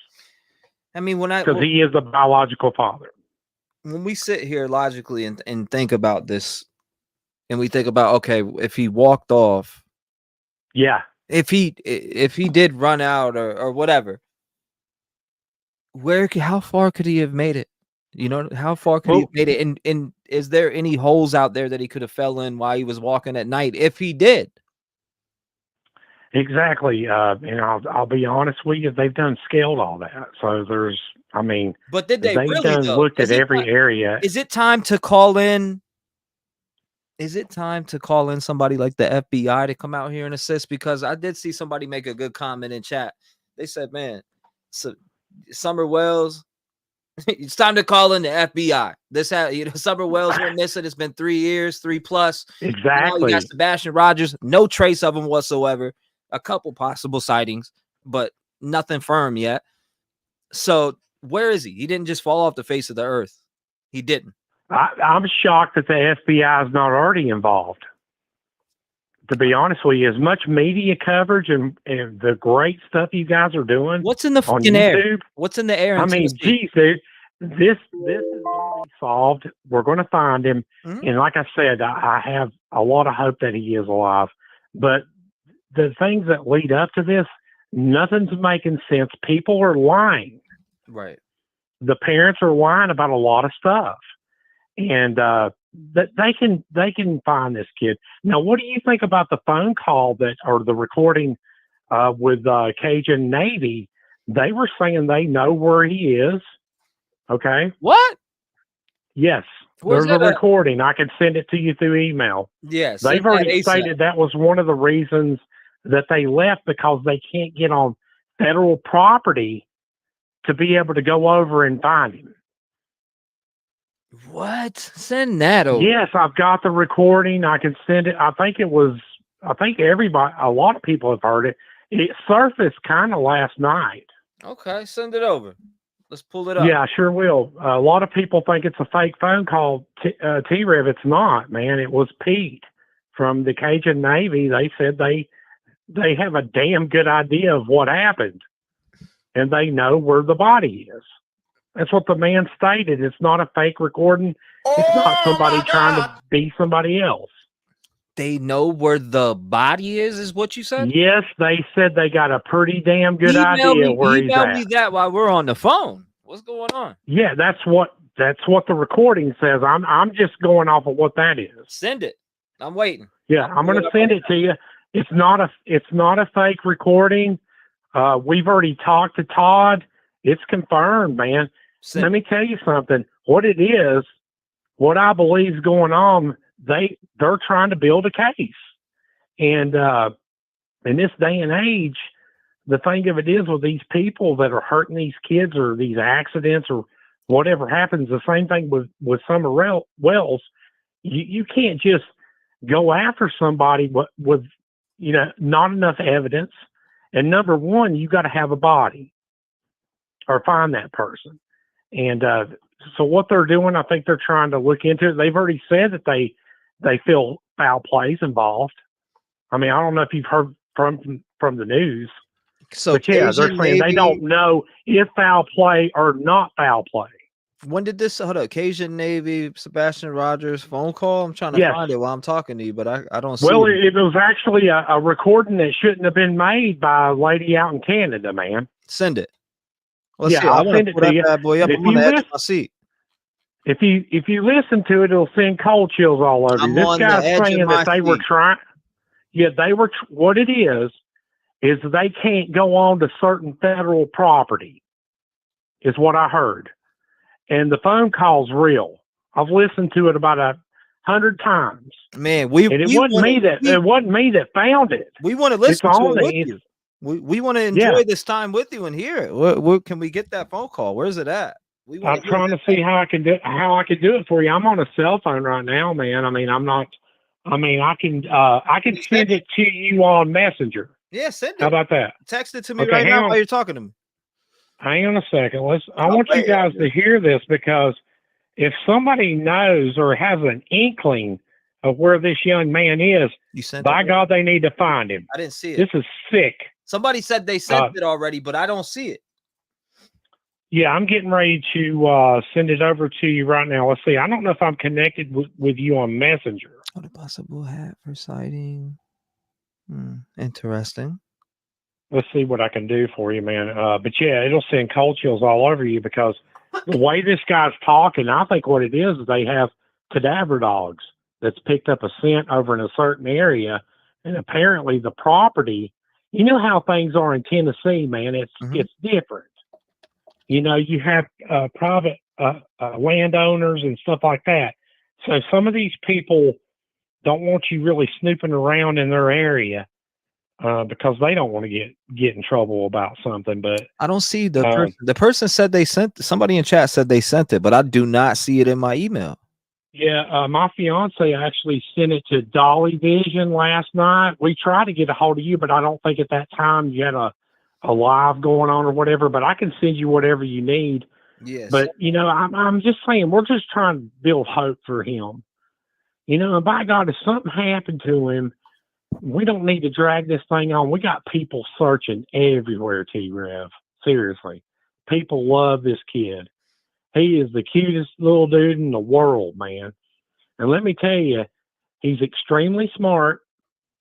But I'm telling you right now, autistic children, in his situation at the spectrum he would have never walked out of that house. He would have tried to contact maybe his father first. But I think there was some already bad stuff going on. These people have already admitted it. T-REV. You don't hit an autistic child. Period. And period. You don't hit a child. Did you send the video over? It's not a video, T-REV. It's just a recording of Pete Terrell. Actually, he said it wasn't Pete. It was a guy named Al that works for the Cajun Navy. And I'm trying to see if I can connect with you on Messenger, and I'll send it right over. Yeah, I'm on Messenger right now. Where we at? Okay, so what do I type in? Just T-REV? Nah, what Messenger are you talking about? What you mean? I'm on Facebook, man. Oh, Facebook. Okay, what's your name on there? Well, I mean, you could text me. Yeah, I don't want to give too much information. Text me your name. Just text me your name. Like right now, if you can, from your phone, send me a text message, and then I'll find you like that, or a link or whatever. Okay, man. Okay. Yeah. Hang on a second. And I got you, and I want to play it for the chat in here. I'm gonna play it for the chat in here. Yeah, you probably need to, man, because I think when people hear this, there is people that truly believe they know where he is. We definitely want to hear it. Just, I mean, I don't know. Again, for all the listeners that are gonna hear this. Well, yeah, it's not fake, man. I don't know if it's fake or real. I'm gonna lay it 50-50 down the line and say everything you hear here is allegedly a speculation. I don't know what's being sent into me. I don't know if it's real. I don't know if it's fake. But again, I'm gonna listen to it with an open mind, and I'd like you to do the same. Listen to it with an open mind. Absolutely. I'm trying to figure out how to send it to you. I'm on my cell phone, so let's see here.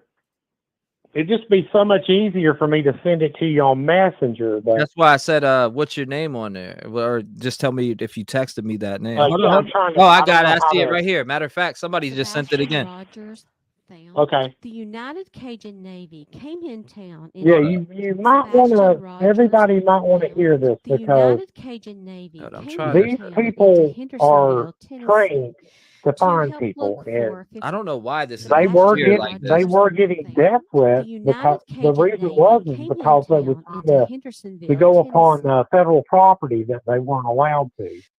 So we know. I don't know if she's gonna play it. Oh, she does play it right here. We're jumping right to it. Here it is. Hold up. Okay, good. Good. I got it right here. Yeah, play it, man. Play this. I'm gonna play it right here for everybody. I think that's it's already been confirmed. I've already talked to the person. Me and my fiance. She was the one that and this found is it. from a creator from TikTok that has it up here named Steph. What is this, Steph? Yeah, I mean it's already been out there, but a lot of people haven't heard it. But I think we're about to check it right now. I'm if gonna these play it. people I appreciate you calling in and letting us know about that, brother. God bless you.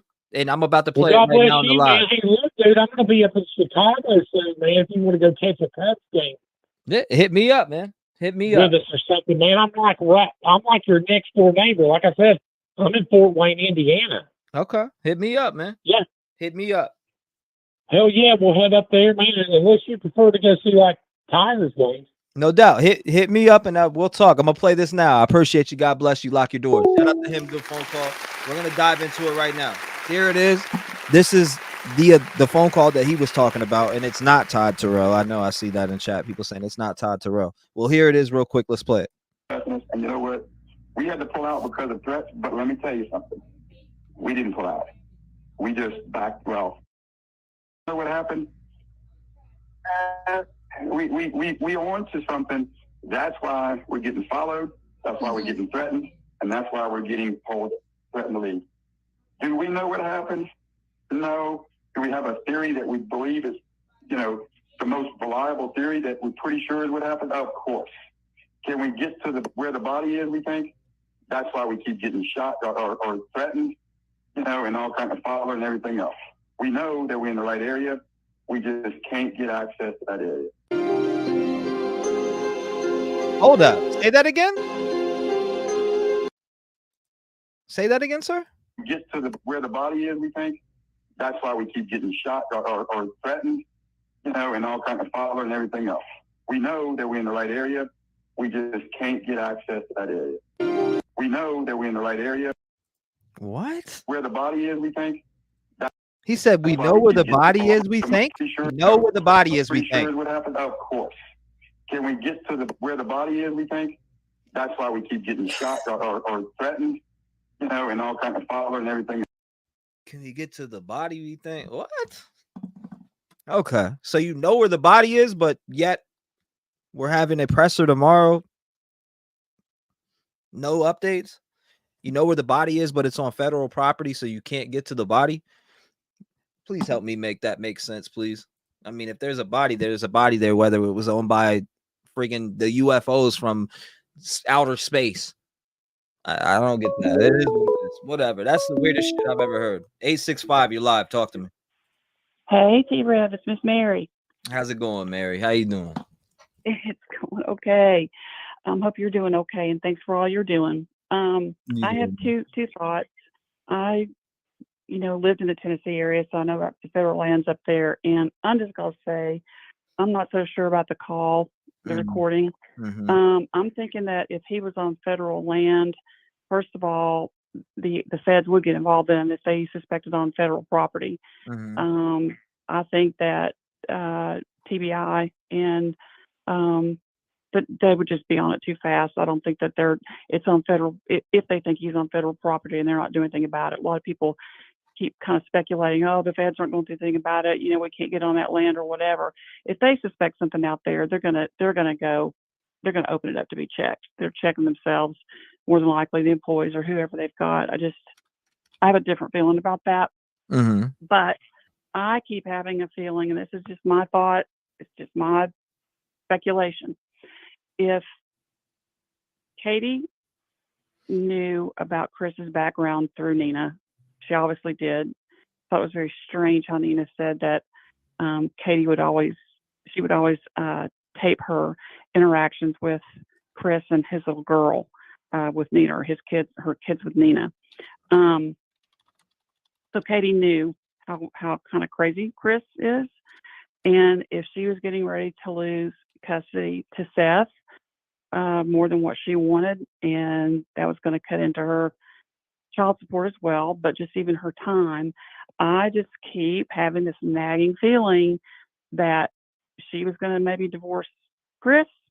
She didn't really want Seth to get Sebastian, and I think she possibly dropped him between home and to the house, or maybe in the middle of the night something happened where he went with somebody that she gave him to, and that she's going to get out of the relationship with Chris, and she's going to head wherever Sebastian is.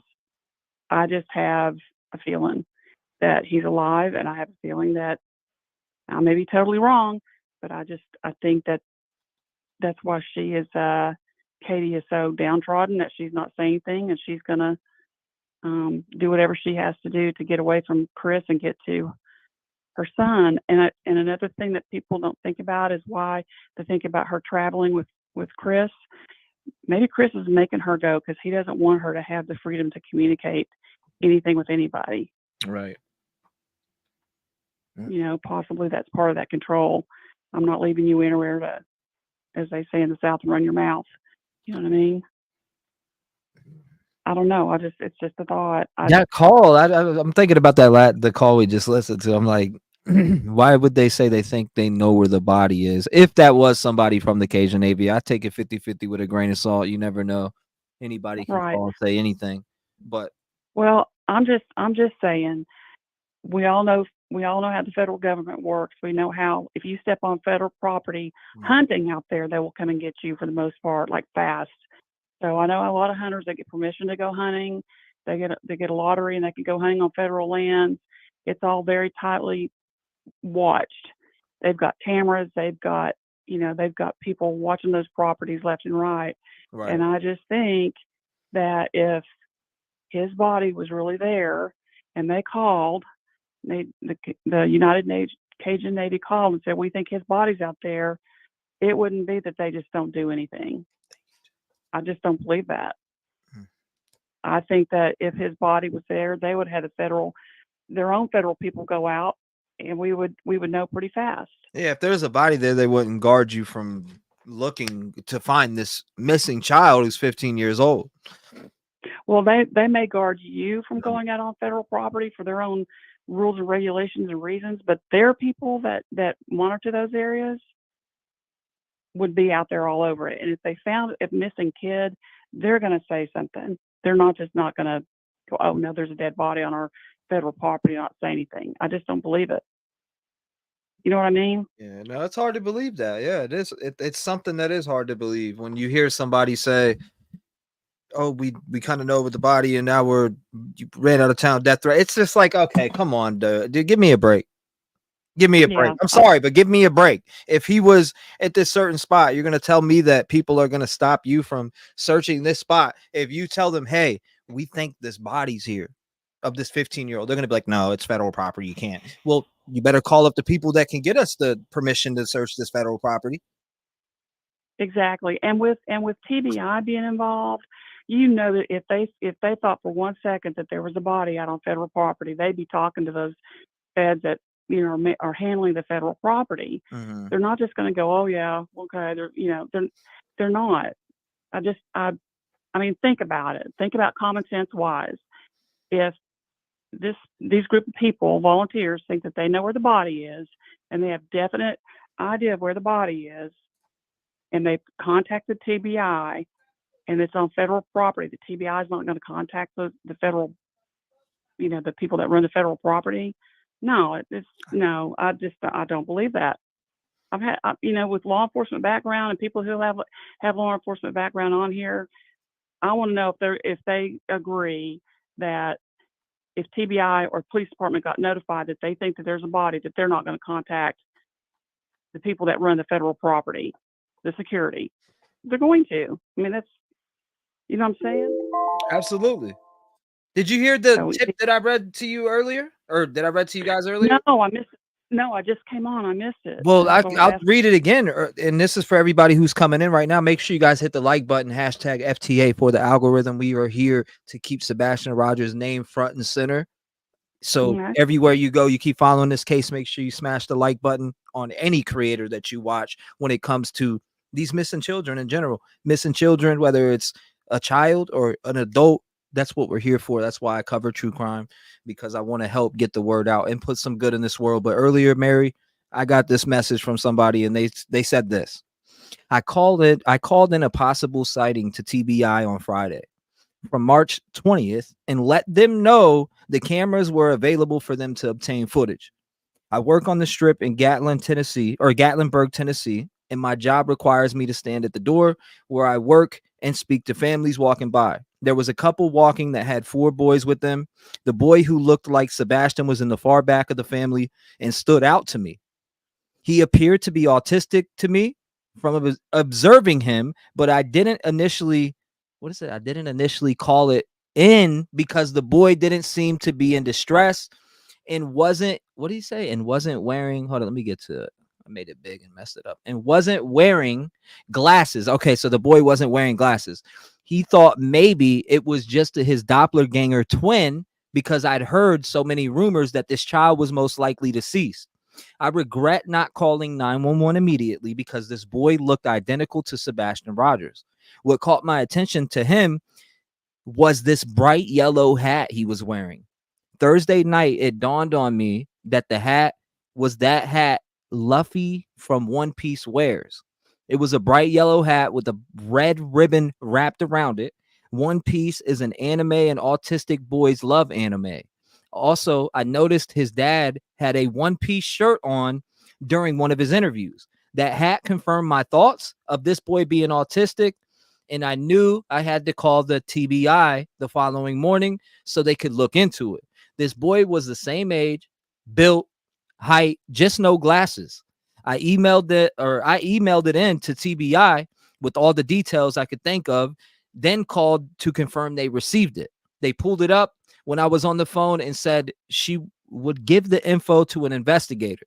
Saturday morning, I saw a guy in law enforcement that sometimes walks the streets, and he was accompanied by another man in law enforcement that was in uniform. So I do believe maybe they were contacted to obtain video footage. If Sebastian isn't deceased, and it's possible he could be with family or friends of family being hid. This boy I have no doubts it was him. So this person is saying they have no doubts it was him. I think it's something Seth should maybe be aware of so he can follow up with TBI to make sure it wasn't, or to make sure it was looked into. Now, this was sent to me tonight, text message. I did pass this person's information over to Seth Rogers. So he has that. And this person actually shared the email that they sent into TBI with me. Well, I hope. Which I won't disclose that. I only disclosed it to Seth. I won't read that information in the TBI or that they emailed into TBI yet. I passed it over to Seth and he can look at it. That's what we're here for. We're here to get information, to talk about it, talk our theories, keep his name front and center. So again, hopefully, maybe it was something. And now we have hope he's alive, but I don't know. Maybe I'm familiar with Gatlinburg very well. And it can get packed real fast. So Easter weekend, it'd be wall to wall people. The one thing he said about Sebastian was that if you take his glasses, he can't see at all. So that's, if he's following behind and he can't see anything as a blur, you would think somebody would be right with him because they know he can't see. And maybe they took him to make him follow, but he's not going to be able to see to follow. So I hope it's him. I think he's alive. I think Mom has got him hidden, and like I said, I think she's going to dump stepdad, and I think she's going to try to keep him from going with Seth at this point. She's trying to keep him safe, and I think she dropped him off somewhere. I don't know how she passed the polygraph test, but hopefully they can plaster. They've got flyers up everywhere in Gatlinburg, I would hope.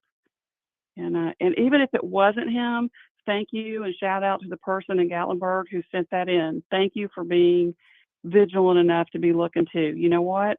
Because you never know. It could be. Could be. I guess this was the hat that possibly, or that it looked like. So here, for a visual, this is what the person said they've seen.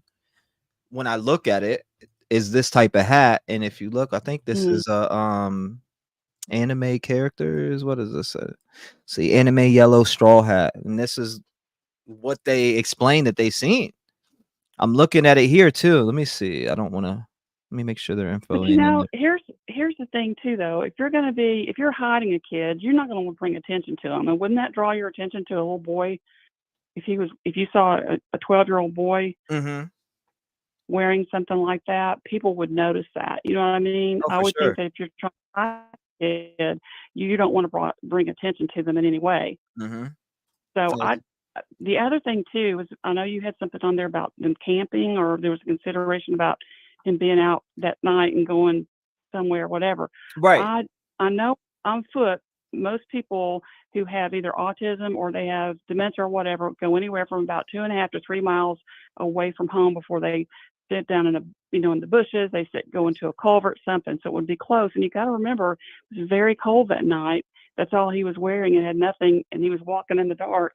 He wouldn't be far. But if Mom gave him to somebody on the way home, although somebody said they saw him taking out the trash, and they did verify that, right? Yeah, that's what I heard. And also, there was another neighbor that reached out and said they seen the lights flickering on their, what was it, their rain cam, I believe. When I seen it, it was on the disappearance group that I'm in on Facebook, and the person said that on their rain cam, the lights were flickering on and off in his house, allegedly. Again, I seen this on Facebook. How true it is, I don't know, but they said they had rain cam footage and that the lights were flickering for like 10 minutes. I'm sure a lot of you seen it too. And you said, can you please say hi to Oakley Ray, my granddaughter? Shout out to your granddaughter. You said Oakley Ray. That's a beautiful name, by the way. How you doing, Oakley Ray? I hope you have a beautiful night. God bless you. I hope you sleep well tonight. Thank you. I appreciate you, Leslie. That's precious. Yeah, I don't know, man. I just, the flashlight thing got debunked. So that's why I'm just thinking, if he was on federal property, going back to that, they'd have been all over that, especially with it being such big news all over the place that they're looking for a missing child. We would know something if they think that a body's on there. I just do, especially if it's him. And I'm just trying to use reasoning on that, but I don't know.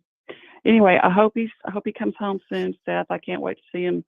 In my vision, in my head, I just see him run into his dad's arms, and that's my hope and prayer. It could be smoke and mirrors, honestly. It just, you might as well, any information that we get, we're going to share it out, whether it, turns out to be nothing or not. If I see something that sticks out to me, like a possible sighting, I'll talk about it. Even if it, I'll talk about it for the moment. I brought it up. I passed the information over to Seth. If it's something, we'll hear about it.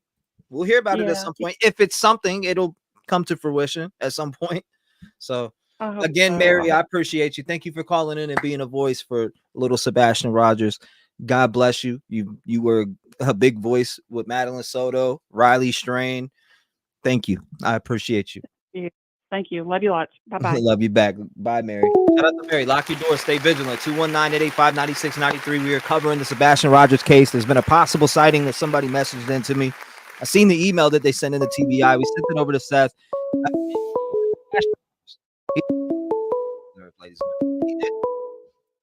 615, you're live. Hey.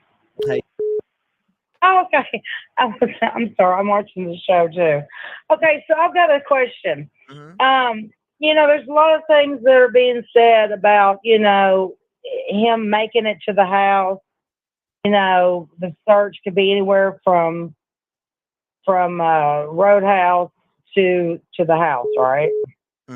My question is when he went home, the video that Seth got to watch with him leaving the restaurant, was those clothes that he had on, were they accountable at the house since he changed to his pajamas? That's a good I don't know. I have no idea. Because nothing's been said about that. And I know that, I'm local, so I know that there's a lot of people out here searching. Wish I knew more about that. I mean, allegedly, he was in what? Black sweat. I forget what it was. Black sweatpants, black something. Yeah, but that was after he got home because she said that he needed to take a shower. So that's how he got into that outfit. Black sweatpants and glasses. Yeah. That's what he was allegedly seen in, was the black sweatshirt, black sweatpants, and glasses. But another thing was the clothes that he was wearing the night that he went out, were they accounted for? Right. Were those clothes accounted for? And if so, where they at? Alleged. I'm just asking questions. I mean, I'm sure law enforcement is already on that, but that's what I think about. Were the clothes run that by Seth, and just say, because Oh, you did? I asked him. I did. I asked him on that interview. I was like, hold up. What? I seen a question, and it was actually a good question that came in from somebody in chat. When I seen that, I was like, that's a damn good question. Was his clothes accounted for? Again, that question came from somebody in the community, and I seen that, and it triggered my mind. I was like, damn, are those clothes accounted for? And I asked it. Yeah, So because, I mean, they're talking about shoes and all this and that. But, I mean, what about the outfit, the last outfit that's on video? Okay. That's a wonderful. Where is it at? Yeah.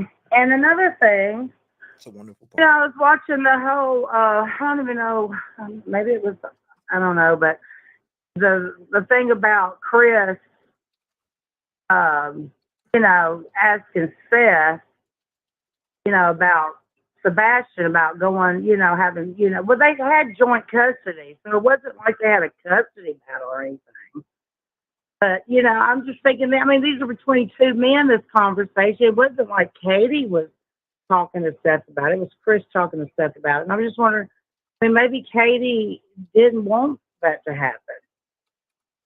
Maybe, maybe he's with somebody that she knows. I mean, this shit is, again, what does she know? What does she know? I mean, I don't like the whole thing about the lie detector. I mean, every time I see her, I mean, she looks like she is wasted, okay? I mean, so I'm thinking even if you did do a lie detector test, I mean, it probably didn't even get a pulse. Right. I mean, she's in a whole new zone. Every time, every interview, she's just like, there's nobody home. Not one person.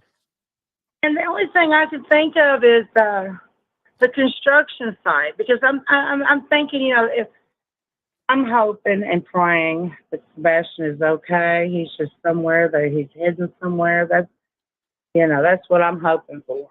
But on the flip side of that, I'm thinking, okay, well, first they got to find out if these clothes are accounted for, to get a place, the actual place that this kid was at. Was it at, between Steakhouse and the house, or was it at the house? And then if it's at the house, it's like a whole thing about, I've been on the phone with Chris for 3 hours. It's nothing to be in Memphis and just and be talking to Katie about whatever's going on, and then leave your phone there, okay? Travel back up here to Hendersonville, and just keep your phone on with Katie, So, I mean, there's just a bunch of stuff that the whole 3-hour thing that she made a big thing out of. Somebody said you could pass a polygraph. I was on the phone for 3 hours. Well, okay. Somebody said, what's that? Somebody said you could pass a polygraph on benzos. I've never heard that. That's interesting. They're saying if she was real calm and collected throughout the whole process, ain't nothing bouncing on there. And the way you look at her on TV, I mean, she's clearly on something. That and the construction site. That's another thing that bothers me. Have they really checked that? Because that would probably be with all them grading and everything, that would be a good spot, because you really can. It's not like a field of grass and then you have this section that's been, shoveled out. That right there, there's all kinds of, I wonder if they did check it. I'm sure they possibly have, but there's a lot of ground to cover. Anything could be buried out there. You wouldn't be able to tell because it's all been graded. All the grass is gone. All you got to do is just pretty much pat it back down. They could have walked right over it. Yeah. They could be building a house right now, right over it. Oh, I hope not. I hope the hell not. Because I'm thinking, you look at both of you and clearly tell that neither one of them are a fit, okay? And I'm just saying, if this is the worst case scenario, you got this 105 pounds, you're not going to go far, regardless. You're not. You're not going to go far with it. Look, all I know is that there's thousands and thousands, if not hundreds of thousands, and if not millions, possibly at this point, that want to know where Sebastian Rogers is. They want to know where he's at. And again, that's why we're here today. And I appreciate you calling up and having the courage to be a voice for Sebastian Rogers. Thank you for doing that. We appreciate you. Keep sharing this story around. Keep being a voice in this community. As long as I'm here, you will, if you get through to me, you will always be able to say what you want. Thank you so much again for calling in and being a voice here tonight for Sebastian Rogers. I want you to do two things though. Stay vigilant and lock your doors. God bless you. Shout out to her. Shout out to her. I appreciate her calling in. And ladies and gentlemen, I want to take a second to say something, okay? I want to take a second to say something. Everybody bow your heads for 1 second. And let's just say this for everybody who's out there searching and everybody who's in this chat and everybody across the world that's listening. I appreciate you. So listen, dear Heavenly Father, we come to you today as a united community, hearts heavy, but spirits hopeful, to pray for Sebastian Rogers, a young soul who has wandered from the path of home. At just 15 years old, his absence has left a void in the hearts of those who love him and in the community rallying to find him. Lord, we ask you to watch over Sebastian Rogers wherever he may be.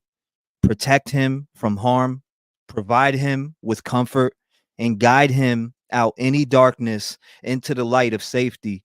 Wrap your loving arms around him so he may feel a sense of peace and security amidst uncertainty. We pray for the tireless volunteers, law enforcement officers, and everyone involved in the search for Sebastian. Grant them strength, perseverance, and wisdom. Illuminate their paths with your divine guidance so they may find clues and leads that bring them closer to Sebastian. For Sebastian's family and friends and the larger true crime community working from afar, instill in them unwavering faith and hope. In moments of despair, remind them of your presence and the power of collective prayer. Let this experience bring us all closer, fostering a community of care, empathy, and love. Finally, we pray for a resolution that brings Sebastian Rogers back to his loved ones. Let this story touch the hearts of millions, encouraging a spirit of compassion and action. May our prayers form a beacon of hope that guides Sebastian Rogers home. In the name of our son, Jesus Christ, amen. Woo, that took a lot of energy out of me. But hey, back to the lines, 219-885-9693. Are you a voice for Sebastian? Make sure you call in that line that's up top and be a voice for Sebastian today. Again, this is a 15-year-old little boy that disappeared from his house, allegedly. Allegedly, he's seen on Rain Cam taking the garbage out that night. So if he was home that night, what happened to him? 928, it's never too late. You were live. Talk to me. Hey, yes, how you doing today? Pardon me with my laryngitis. I'm hanging in there. How about yourself? Sick again, dude. Sick again. Oh, I'm sorry to hear that. I hope you feel better soon. It's awful. Anyway, this is Mama T, Mama Tracy. Oh wow, damn, Mama Tracy, I couldn't even notice your voice. I know, it's just crazy. I've been sick 3 times real bad since January 6th when my son passed. So it's just grief does weird things to your immune system, you know. God bless you. But you know what I'm calling? Okay, you got your tinfoil hat. Yeah, you know me. We always got our tinfoil hats to the side. I do pull those out on occasion. Pardon me for barking in your ear there. It's okay. Okay, so the fact that you have the energy to still partake in what we're doing and even pick up the phone and call being sick shows how much you're into cases. So I appreciate your commitment.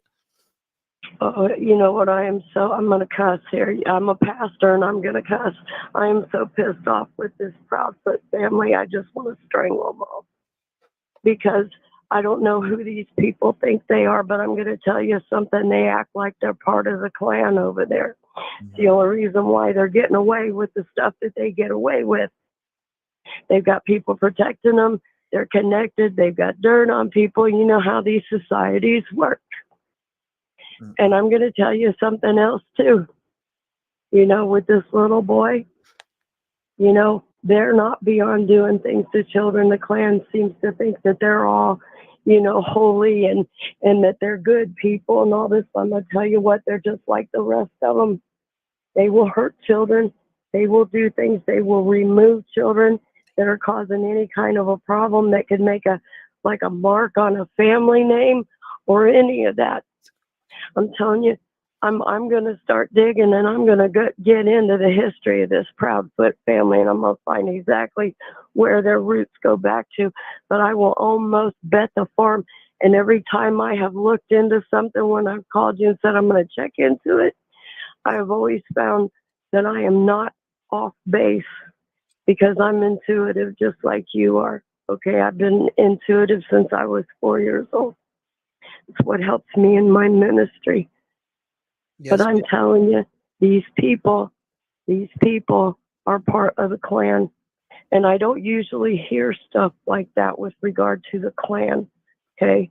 Because the Klan is just another offshoot of the Masons. That's all they are. They're all in the big same cesspool, weaving a black dark web that swallows up people. And I'm telling you, I'm so furious with these people, because for days I've been just sitting here fuming, wondering, who the heck does this guy think he is? Let him come face to face with me. I'm going to tell you something. That boy's going to have his face bashed in with a cast iron skillet, I promise you. Damn. Messing with a little. I don't do well with men that act that way. And they want to act narcissistic and act like they're Jesus walking around. I'm going to tell you what, I'll stand right up in their face and I'll show them what a daughter of Jesus can do. Amen. I will bash their face in for hurting a child. This guy thinks he's all that. He ain't nothing.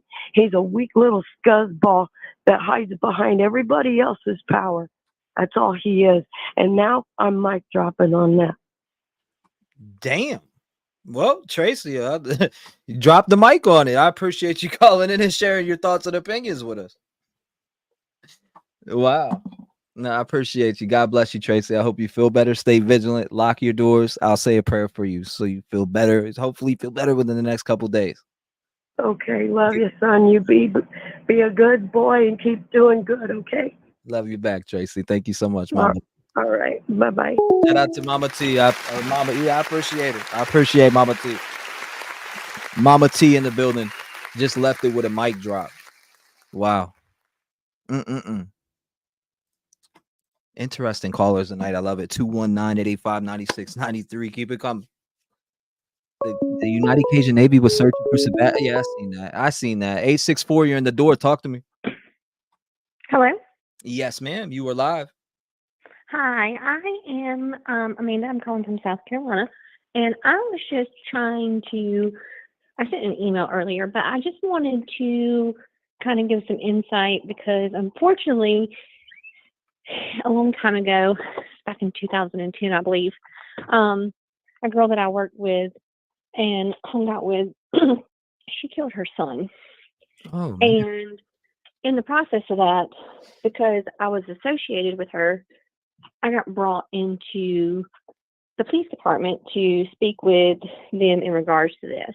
And this is kind of where I wanted to go with it, is law enforcement knows so much more than they let be known. Yeah, they hold a lot. And I've seen that firsthand because what they were broadcasting on the news of what they knew, because she said that she was carjacked and somebody got into her car and then got into the back seat and smothered her child with a pillow. That's crazy. And this was in Greenville, South Carolina. The child's name was Devin Epps. Her name is Amanda Smith. And it took them a while to arrest her. Even though from the very beginning, looking back on it now, when they brought me in, they wanted to know about pillows. Did I recognize this pillow from the house? Mm-hmm. Then I recognize this knife and things along those lines.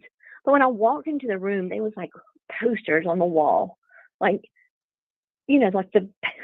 back in the day when I was in school, they used to have these we didn't have little whiteboards. You had the paper that they wrote on, they flip it over on the other side, but it was huge. Mm-hmm. And it was timelines. And everything they knew, and there was so much stuff that like they knew from her past that like, you know, she had called us all the girls one day and was like, she had a miscarriage. Come to find out, she had an abortion. And it's like things along those lines that like they go so far back. Mm-hmm. And this was so far, like this was back when like MySpace was a thing, not Facebook. And so like everything wasn't the same as it is today, but I do know that like Good. they didn't want me to talk about the things I had seen in there. They didn't want me to talk about what they asked me. In the past they were going down, even though I had stopped communication with her when it came down to it, because I felt as if like. So your name came up in the case? Well, the reason why is because they started pulling in her like friends and her coworkers and things. Mm-hmm. And she was in nursing school and proceeded to tell on the 911 call that she did not know how to perform CPR. Wow. And that she couldn't perform CPR on her son and things along those lines. And I was younger, fresh out of high school. You know, you don't want to think that somebody you know would do something like that. But I watched her behavior over the couple of days after this all happened, because I got a phone call from the hospital saying that she needed my support. We went to the hospital, and that's where we were informed of what had happened. And what it ended up, like they wanted to know like more about her because her house had caught on fire a couple months before that. And the fire started in his bedroom.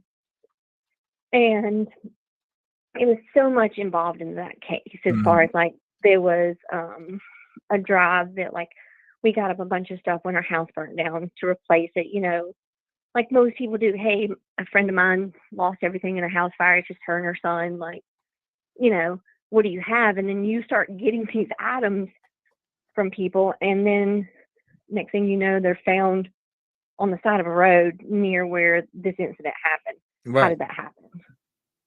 That's crazy. And so she took a lie detector test and she passed it. Took a lie detector test, passes it. And then what happened after that? She was found guilty, and she took a plea deal and admitted the guilt. Damn. After passing a lie detector test. Mm-hmm. But she was on a lot of anxiety medicine and things that she was taking when she went to go take the lie detector test. Benzos? Mm-hmm. Mm-hmm. I mean, there's our answer. And so she took the Alfred plea saying there was enough evidence to prove her guilt. And she wasn't saying that she was guilty or she wasn't guilty, but there was enough evidence to find her guilty. So long story short here, what you're saying is that this friend that you had that killed her, again, son? Yes. She killed her son. She passed a lie detector test, but was later found guilty for her son passing away. Yes, and she took the plea deal. Yes. Wow. And so Interesting. I mean, so you're saying that could be the case here also, allegedly. Right. And that was one of the things that one of the detectives talked to me about, because she was like, she had Tourette's, and she was like, do you think that my tics, this was a question that she had asked me. She was like, do you think that my tics would make me fail a lie detector test? Wow. And like I said, I was young, didn't really, but I think that moment it kicked into me, and I was like, you know what? Why is she asking that? That's crazy. I mean, wow. I mean, I know, a lie detector test is admissible, but still, even if she failed it, still there's people that failed lie detector tests and still are free to this day with nobody locked up because they don't have enough evidence. Right. So it's, I don't know, man. The lie detector tests are janky as hell. That's why they don't trust them, because of stuff like you just talked about, with her passing a lie detector test, but then later admitting to what she did, etc. I mean, wow. That's the type of stuff that we got to worry about in the US. So I feel like the lie detector test, are they really even useful in the first place? I don't think, like, I mean, because you can be errors as far as how the leads were placed. There can be, I mean, you know, there can be so much that goes into that that can cause that test to not, and that's why they're not in this full in court, because they're not full, like they're not 100% accurate. Yeah, that's the thing. They're not. They're like a 50-50 thing. That's why they don't. That's why they're admissible in court. You know. I mean, if they could go there and if they were 100% accurate, they could go up, get a, you know, hey, I need to get somebody to do this lie detector test. If they'll do it, how many criminals could they put behind bars if they were correct? That's a good point. Yeah. And so there's one of those things. And then I think about like the Edwin Boswell case that was out of Tennessee, and the young girl killed her daughter. And I'm pretty sure they found the little girl in a place they had already searched. It was like in a building of one of her family members, wrapped up, and they didn't notice it the first time. And that was with TBI, and they really didn't release a lot of information, and still haven't really released a lot in regards to what happened with her. So my thing with you is, do you think that, are you insinuating personally that you believe that she's involved somehow, allegedly? I mean, you can't put anything past anybody. No, agreed. There's certain behaviors that I watched with her in the interview that remind me a lot of how the person that I was associated with, and the cues that made me pick up on the fact that there's something off here. And the constant fidgeting and things along those lines, and how a little bit more to the story gets added, change it to make it sound just a little bit better. Let's add something else and then make it sound a little bit better. And I agree, like, I think the shoe thing is a Bundy pass. Yep. I don't think, I mean, because if you've done anything, the quickest thing you could do is take the shoes and bring them back home. Damn, that's crazy. Well, but what if he had his shoes off and it happened in the house, and she put him in the garage, and that's why there's no scent anywhere else, because her car was parked in the garage that night, and she done something that way. You know, there's so many, you know, speculations of things that you could say happened, because it's all allegedly until you get the proof out there. But I'm just saying, from my point of view, from where I stood, being someone on the outside, I can tell you that I've seen a case where someone passed a lie detector test and later admitted to what they had done. Well, we'll see how it comes out. Again, I appreciate you calling in and being a voice for Sebastian tonight. Thank you so much for sharing your story with that little piece with your friend. Wow, that was pretty interesting, hearing that story and how she passed the lie detector test, but later ended up admitting to taking her son's life. That's crazy. Thank you for sharing your story with us. We appreciate you. God bless you. I hope you have a beautiful night. Make sure you lock your doors. And until I hear from you next time, God bless. Shout out to her. Oh, man. Sebastian Rogers. Let me see if he hit me back. No. Okay. Well, ladies and gentlemen, I'm gonna end this stream. I'm working on a docuseries for Sebastian Rogers that I will have out pretty soon. I just dropped the Riley Strain docuseries for members. That it comes out for everybody on Thursday. So make sure you set your notification bell on. We will be back on. I will be back on. I just got some stuff I need to do as far as putting this docuseries together. I want it to come out pretty soon so we can keep spreading the word about Sebastian Rogers. Make sure you hit that like button. Make sure you turn on the notification bell. We will be back on tomorrow. Actually, we'll be back on all week. So make sure, again, you have the notification bells on. I don't know if I'll be on in the morning. Actually, I'm going to be on in the morning, 11 o'clock.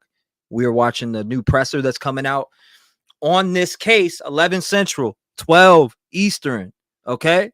And then 9 Pacific time. But make sure you guys hit the notification bell again. I'm about to play a couple of songs that I've made, which I dedicate to the voiceless. And that's just how it is. And we'll leave it at that. And most of you heard it, and we'll get down to it. We'll get down to the bottom of this story and continue to cover this story all the way around. Make sure you share, keep posting everything out about Sebastian Rogers. I'm going to keep dropping these links in the chat down below while we're doing our in stream. I appreciate everybody who came by, had a voice today. You guys are the best.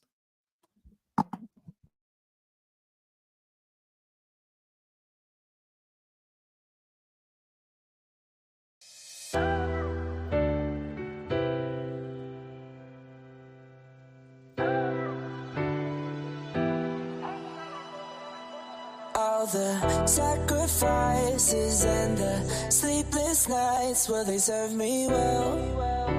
Only time will tell.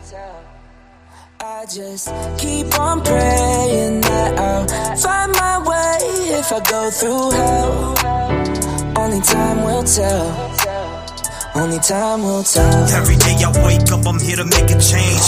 Only time will tell, I hope it takes the pain away. I see these families going through it every single day. Another person dead, an article up on a page. But I hold on to hope like a candle in the rain. Got it by the light, trying to break through these heavy chains. In the heart of the night, I'm searching for the flame. Speaking for the silent and the honor, I'ma pave the lane. In the silent battles, I become the roaring train. Carrying the hopes on this long and winter terrain. Through the valleys of silence, the dreams I entertain. In the quiet whispers, my purpose remains the same. Let's sacrifices and the sleepless nights, will they serve me well? Only time will tell. I just keep on praying that I'll find my way if I go through hell. Only time will tell. Look. Only time will tell. We're really feeling like we're living in hell. Just turn on YouTube and start searching and you'll see it yourself. But together we light up the dark, standing strong, playing our part. Heart to heart, we heal, we mend. And this battle will prevail in the end. Voice for the voices we defend. In the silence our words transcend. With every note we send a message, deep truths we blend. And every verse hopes strength from our spirit within. Let's wake up, start the day, I'm back fighting again. Giving a voice to the people who have nothing to give. They come to me, I let them speak and tell it just like it is. I've been sacrificing all my life, I sleep when it is. All the sacrifices and the sleepless nights, will they serve me well? Only time will tell. I just keep on praying that I'll find my way if I go through hell. Only time will tell. Only time will tell. Divine spirit of love and light. In this hour of need, guide America right. Shine your grace on every child, every soul. Mend our hearts, make our nation whole. All the sacrifices and the sleepless nights, will they serve me well? Only time will tell. I just keep on praying that I'll find my way if I go through hell. Only time will tell. Only time will tell. Ooh, only time will tell. That will be on Voice for the Voiceless, dropping this summer 2024. And again, a lot of these songs are made from the inspiration from all of you, the inspiration from the cases that we cover here on the channel. They have a special place in my heart and forever will. I mean, and that's why I create these type of songs, because that's a passion of mine. And this is a passion of mine, covering these cases. It's a passion of mine. And you can, if you can't hear it through the music and you can't hear it through the way that we talk with people around here, with the Rev Gang family and everybody who calls in, all the wonderful phone calls. I mean, it's a blessing to have people like you around. And when I say you, I'm talking to everybody who is listening to me right now directly. I personally appreciate the impact that you guys have made of my life. And I hear vice versa. And I made this song after the Madeline Soto case. It's called By Myself, okay? It's called By Myself. And when I created this song, it was from a lot of the stories that I was hearing, similar to my story. I just never knew that there was thousands of people that I could relate with. So again, I made this song after talking to a bunch of people. Their story impacted me so much that I was inspired to make this.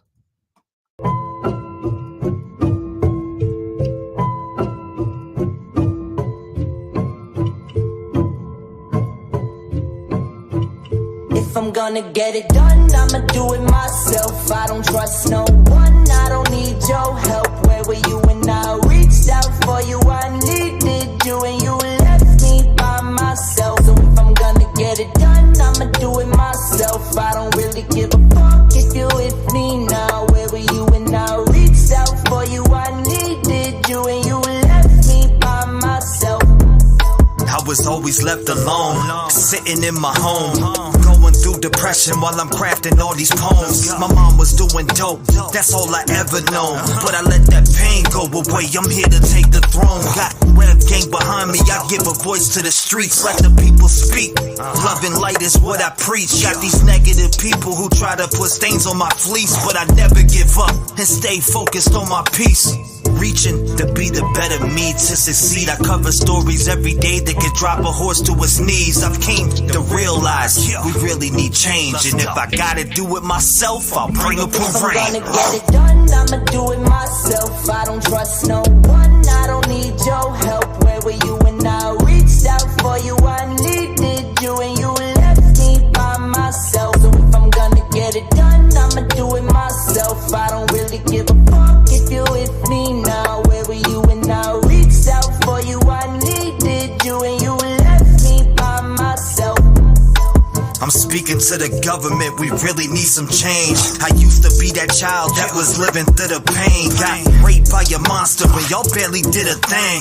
I'm speaking out for me and all the others feeling pain. When I speak it's with my chest, this ain't no motherfucking game. I'm sick of y'all giving every one of them a name. I hear stories like mine and it makes me wanna rage. How can we turn the page when y'all haven't done a thing? You give the ass a deal, then they're back on the game. We can't fix these sick pricks, but you free them every day. So I'ma build my platform up, step by step. You can't ignore all the signs, just take a look at the depths. I'm gonna get it done, I'ma do it myself. I don't trust no one, I don't need your help. Where were you when I reached out for you? I needed you and you left me by myself. So if I'm gonna get it done, I'ma do it myself. I don't really give a fuck if you with me now. Where were you when I reached out for you? I needed you and you left me by myself. It's like they don't want to listen to us about what we're going through. They don't want to hear the pain. They don't want to stop these people. They want to keep giving them deals and letting them come back out into society and ruin more lives. And we're getting sick of this shit. We had enough. And they're gonna kill more people. I'm speaking for the voiceless. We need better laws and better purpose. I know a lot of families out in these streets, they are really hurting. They don't know where to go, know where to start. A lot of these families get left in the dark. No answers, no leads. They get pushed to the side just like they were from the start. I'm here to make a change. I'm at it every day. I'm far from perfect, but I refuse to stay the same. I'm here to grow with my people and rise above. I put all my faith in God. The change is gonna come. If I'm gonna get it done, I'ma do it myself. I don't trust no one, I don't need your help. Where were you when I reached out for you? I needed you and you left me by myself. So if I'm gonna get it done, I'ma do it myself. I don't really give a fuck if you with me now. Where were you when I reached out for you? I needed you and you left me by myself.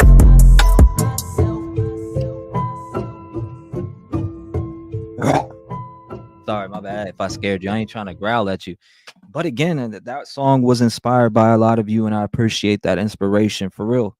Honestly, y'all are to thank because of that inspiration of why I've got back behind the mic. I haven't created music in a long time. The last song that I created before any of those was Rep Gang Strong, you know. So in general, I appreciate all of you, the inspiration and the love that you guys show.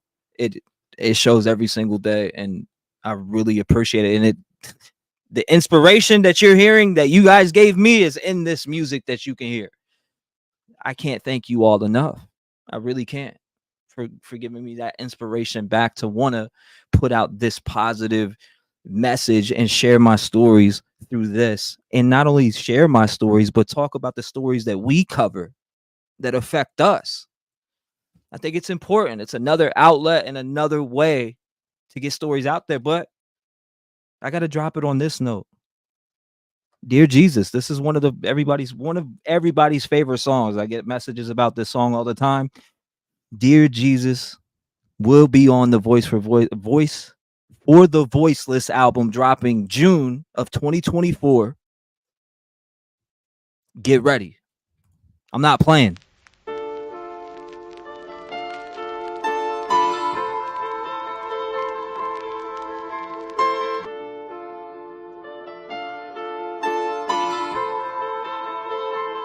Yeah, dear Jesus, how should I move? I got these demons all on me, they tryna take over again. All of this money, I know it can't pay for this life of sin. All that I ever wanted was to win, but I'm not tryna be gone in the wind. Dear Jesus, I need you to walk for me, I need you to talk for me, cause I don't seem to do it properly. Dear Jesus, yeah, dear Jesus. Look. Yeah, Jesus, I wanted to change. I'm over feeling all of this pain. I've been through the struggle, I've been through the rain. These haters are looking for something to blame. They always are coming all up on my page, filled with their hatred, they think that I'll rage when I am really laughing in the face. You either a rep gang or you are a snake. I don't give a shit about none of your drama. My faith is with God as I fix all my problems. You people be running and hugging the fence while I stay focused on myself and I'm evolving. I use my platform every day for a love and light to make a better place. Watching these kids lose their lives just makes me turn and say, dear Jesus, how should I move? I got these demons all on me, they tryna take over again. All of this money, I know it can't pay for this life of sin. All that I ever wanted was to win, but I'm not tryna be gone in the wind. Dear Jesus, I need you to walk for me, I need you to talk for me, cause I don't seem to do it properly. Dear Jesus, yeah, dear Jesus. Look, it's nothing but pain. All of these families are feeling the same, losing their loved ones to all of this violence. Our government doesn't want to make a change. It feels like a game, this shit ain't the same. All of y'all do is just pick at our brains, give up a little info, they conceal the rest and expect us to believe what you say. How is change gonna happen? You let these pedophiles run around and trash it. They touch kids but the judge gets an ass kiss, and you expect us to wanna roll with that shit? He touched a kid and gets 2 years maximum, but gets back out on the streets looking for a scheme, sneaking in a family, then killing a team, and now we stand together as human beings. Jesus, I'm asking for help. These bastards should really be burning in hell, at least the rest of the life in the jail. We really don't understand all of the failed. Audrey Cunningham, Quentin Simon, Kylie Rodney to Summer Wells. All my life I've been waiting for purpose, and now I have it, I will prevail. Dear Jesus, how should I move? I got these demons all on me, they tryna take over again. All of this money, I know it can't pay for this life of sin. All that I ever wanted was to win, but I'm not tryna be gone in the wind. Dear Jesus, I need you to walk for me, I need you to talk for me, cause I don't seem to do it properly. Dear Jesus, yeah, dear Jesus.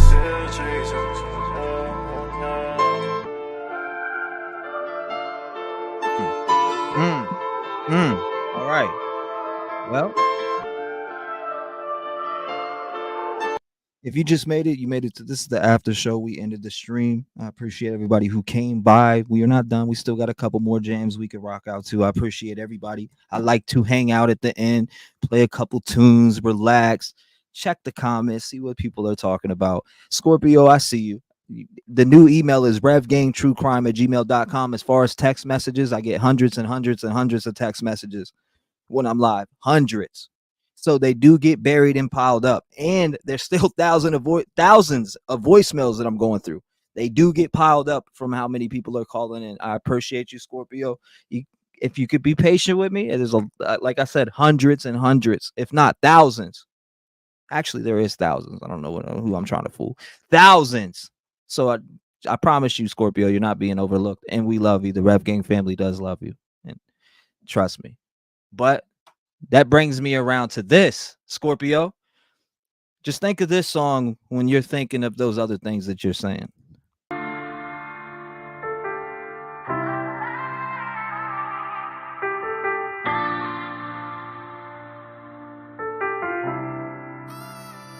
I count my blessings for the days when I was down and losing faith. They made me patient. All I can say is thank you. I really wouldn't be the same if I ain't gone through all the pain. Look what it made me. All I can say is thank you. It wouldn't be the same with none of y'all by my side. You hold me down every day and it makes me strong. forward to doing these lives. A lot of y'all really came and opened up my eyes, and I hope I gave it back because it came with yours. No matter what they say, I know I opened up them doors. I brought a family together even though shit was rough. They tried to shut us down, but we really shut them up. No matter what, we stand together when shit gets tough. I wanna thank everyone for showing me love. The Rev Gang family is something I cherish and love, and I'll smack anyone for fucking with us. Blessings for the days when I was down and losing faith. They made me patient. All I can say is thank you. I really wouldn't be the same if I ain't gone through all the pain. Look what it made me. All I can say is thank you. No one making a voice to the voiceless. People get killed for other stupid choices. Standing up for the families that took a loss is something that we find important. Rap gang strong, chest up. Little homie, keep your head up. You can be whatever you want. Get rid of the fake and it will add up. All my life I strive for greatness. I manifested my time with patience. People try to copy us, but respect is earned. It's not an obligation. I love the fam and they love me back, and that's why I always have the backs. I give a voice to those people who were never given a chance for them slimy cats. When you come here, you ain't a number to me. I really take time to read what I see. Don't forget to lock your doors, cause there's danger all up in these streets. Y'all really put life into the air that I breathe. I really am thankful for all of my peeps. Your loyalty means a lot to me, so this is a special thank you from me. Blessings for the days when I was down and losing faith. They made me patient. All I can say is thank you. I really wouldn't be the same if I ain't gone through all the pain. Look what it made me. All I can say is thank you.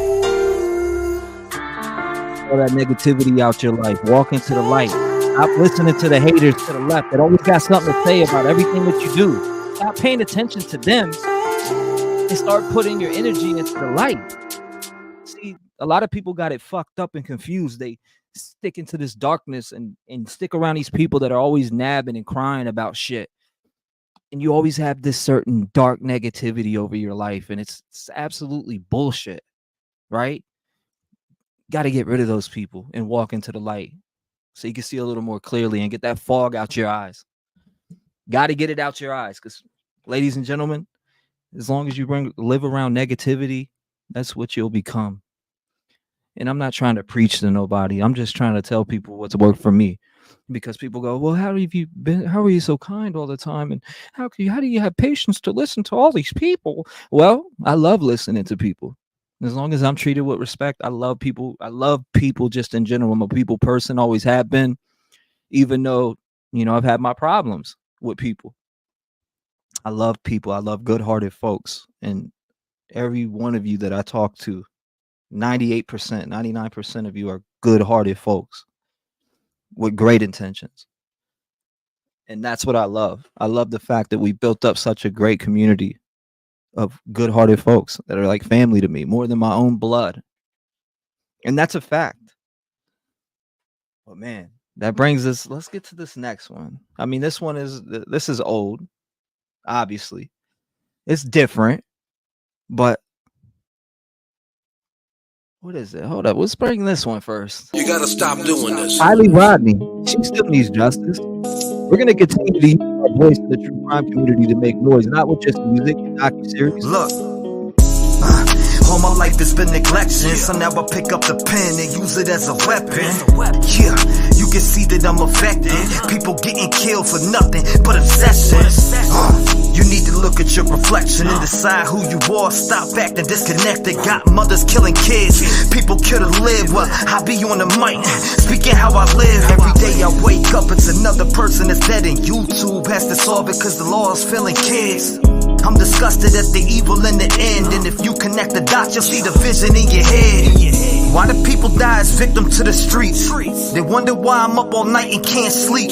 I'll be the voice for everyone who can't speak. L.E. fell Kylie and now Sammy is free. AWP, did a good deed and y'all be talking all that shit while they just do it for free. 16 days for 35 minutes. Y'all tried to throw them off and just wanna play the victim.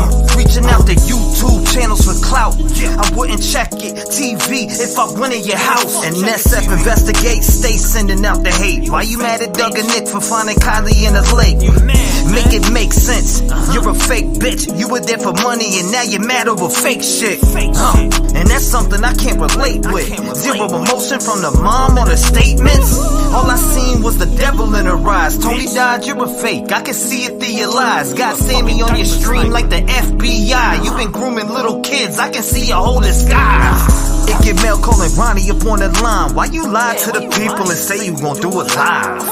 Santa May out here looking extra sus. Got an arrow on the ground pointing towards Kylie's truck. Then you want it coming up church. I think your butt hurt. You tried to blame the man for your dog but couldn't find the dirt. I guess that's what they mean by the trucky way. If you step foot in the town you might die from foul play.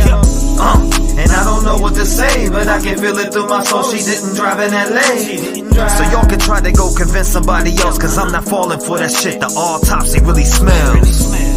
See, let me explain what I'm talking about, man. And you know what I'm talking about. No water in the lungs. Y'all test for the weirdest shit. I guess it is the trucky way. You gotta stop doing this. I mean, I really guess it's the trucky way, man. I really guess it's the trucky way, man. That's a lot of all right. What am I gonna wrap it up with? Oh, this is a little bit different. I played this earlier. This is on an older album of mine, but you know what? We'll let it run. You ever had that one woman that just makes you go crazy more than anybody else? One that just gets inside your heart and takes over your soul, pulls it out. Literally. You can feel that energy. You know they're the one. See me, I know when somebody's the one, and I ain't never felt this before, and this is a different feeling. So let's get into it, man. You're the only woman that I think about. I love you, baby, no matter what happens. Can't push me away.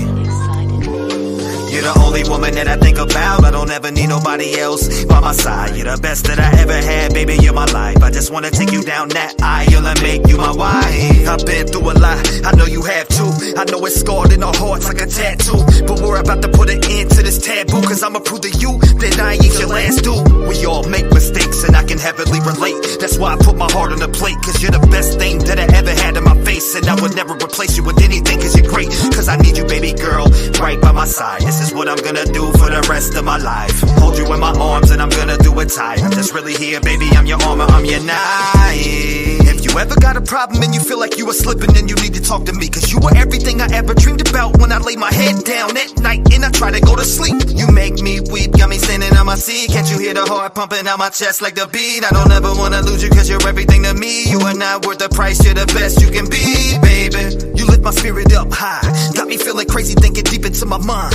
All I wanna do is pull you in from behind and whisper in your ear, you're the love of my life.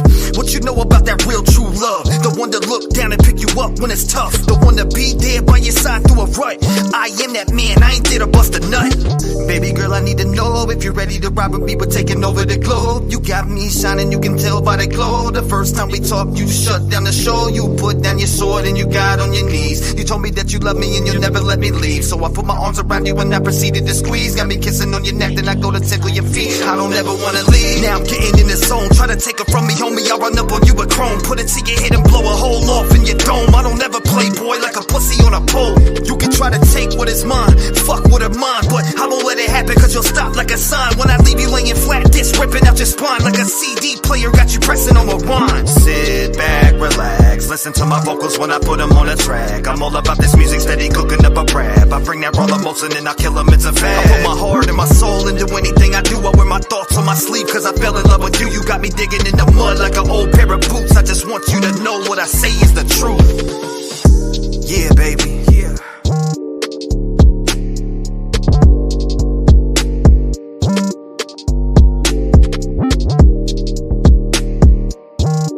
That's so is this. So is this, but it's official. It's my stories, my life on a track. Respected or neglected. A lot of people try to come and put a stop to me, but I've been running through these beats kinda like a Rocky scene. When I take over, they'll probably say it's a robbery. I'm sick of all these actors that lacking, living in mockery. I came up out the jungle, in and out of the poverty, training like Miyagi to make it out this economy. My whole life, I've been trying to change. It's been a long time coming, cause I'm sick of the pain. Waking up with no food and no water to bathe. I had to shower at the neighbors for a whole year straight. What you know about looking at your mom in the face, snorting lines of meth instead of paying the rent, now it's late. I used to wake up every morning to a fiend in the house. Then one day I packed my bags and moved straight out of town, cause I'm the sergeant with the drills. I stay laying it down, send them through them cold chills like a draft in your house. Let's go.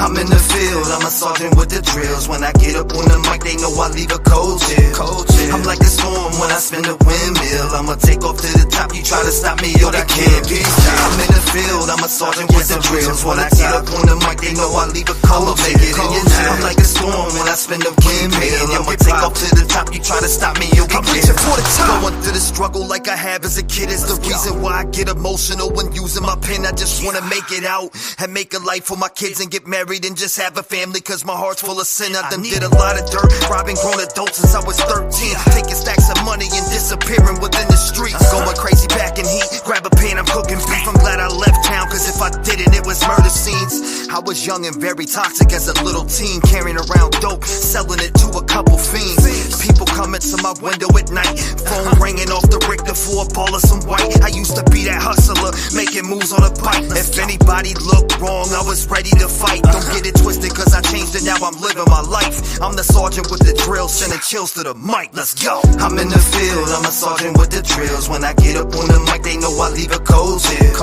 I'm like a storm when I spin the windmill. I'ma take off to the top, you try to stop me, yo, that can't be. I'm in the field, I'm a sergeant with the drills. When I get up on the mic, they know I leave a cold chill. I'm like a storm when I spin the windmill. I'ma take off to the top, you try to stop me, yo, I'm reaching for the top.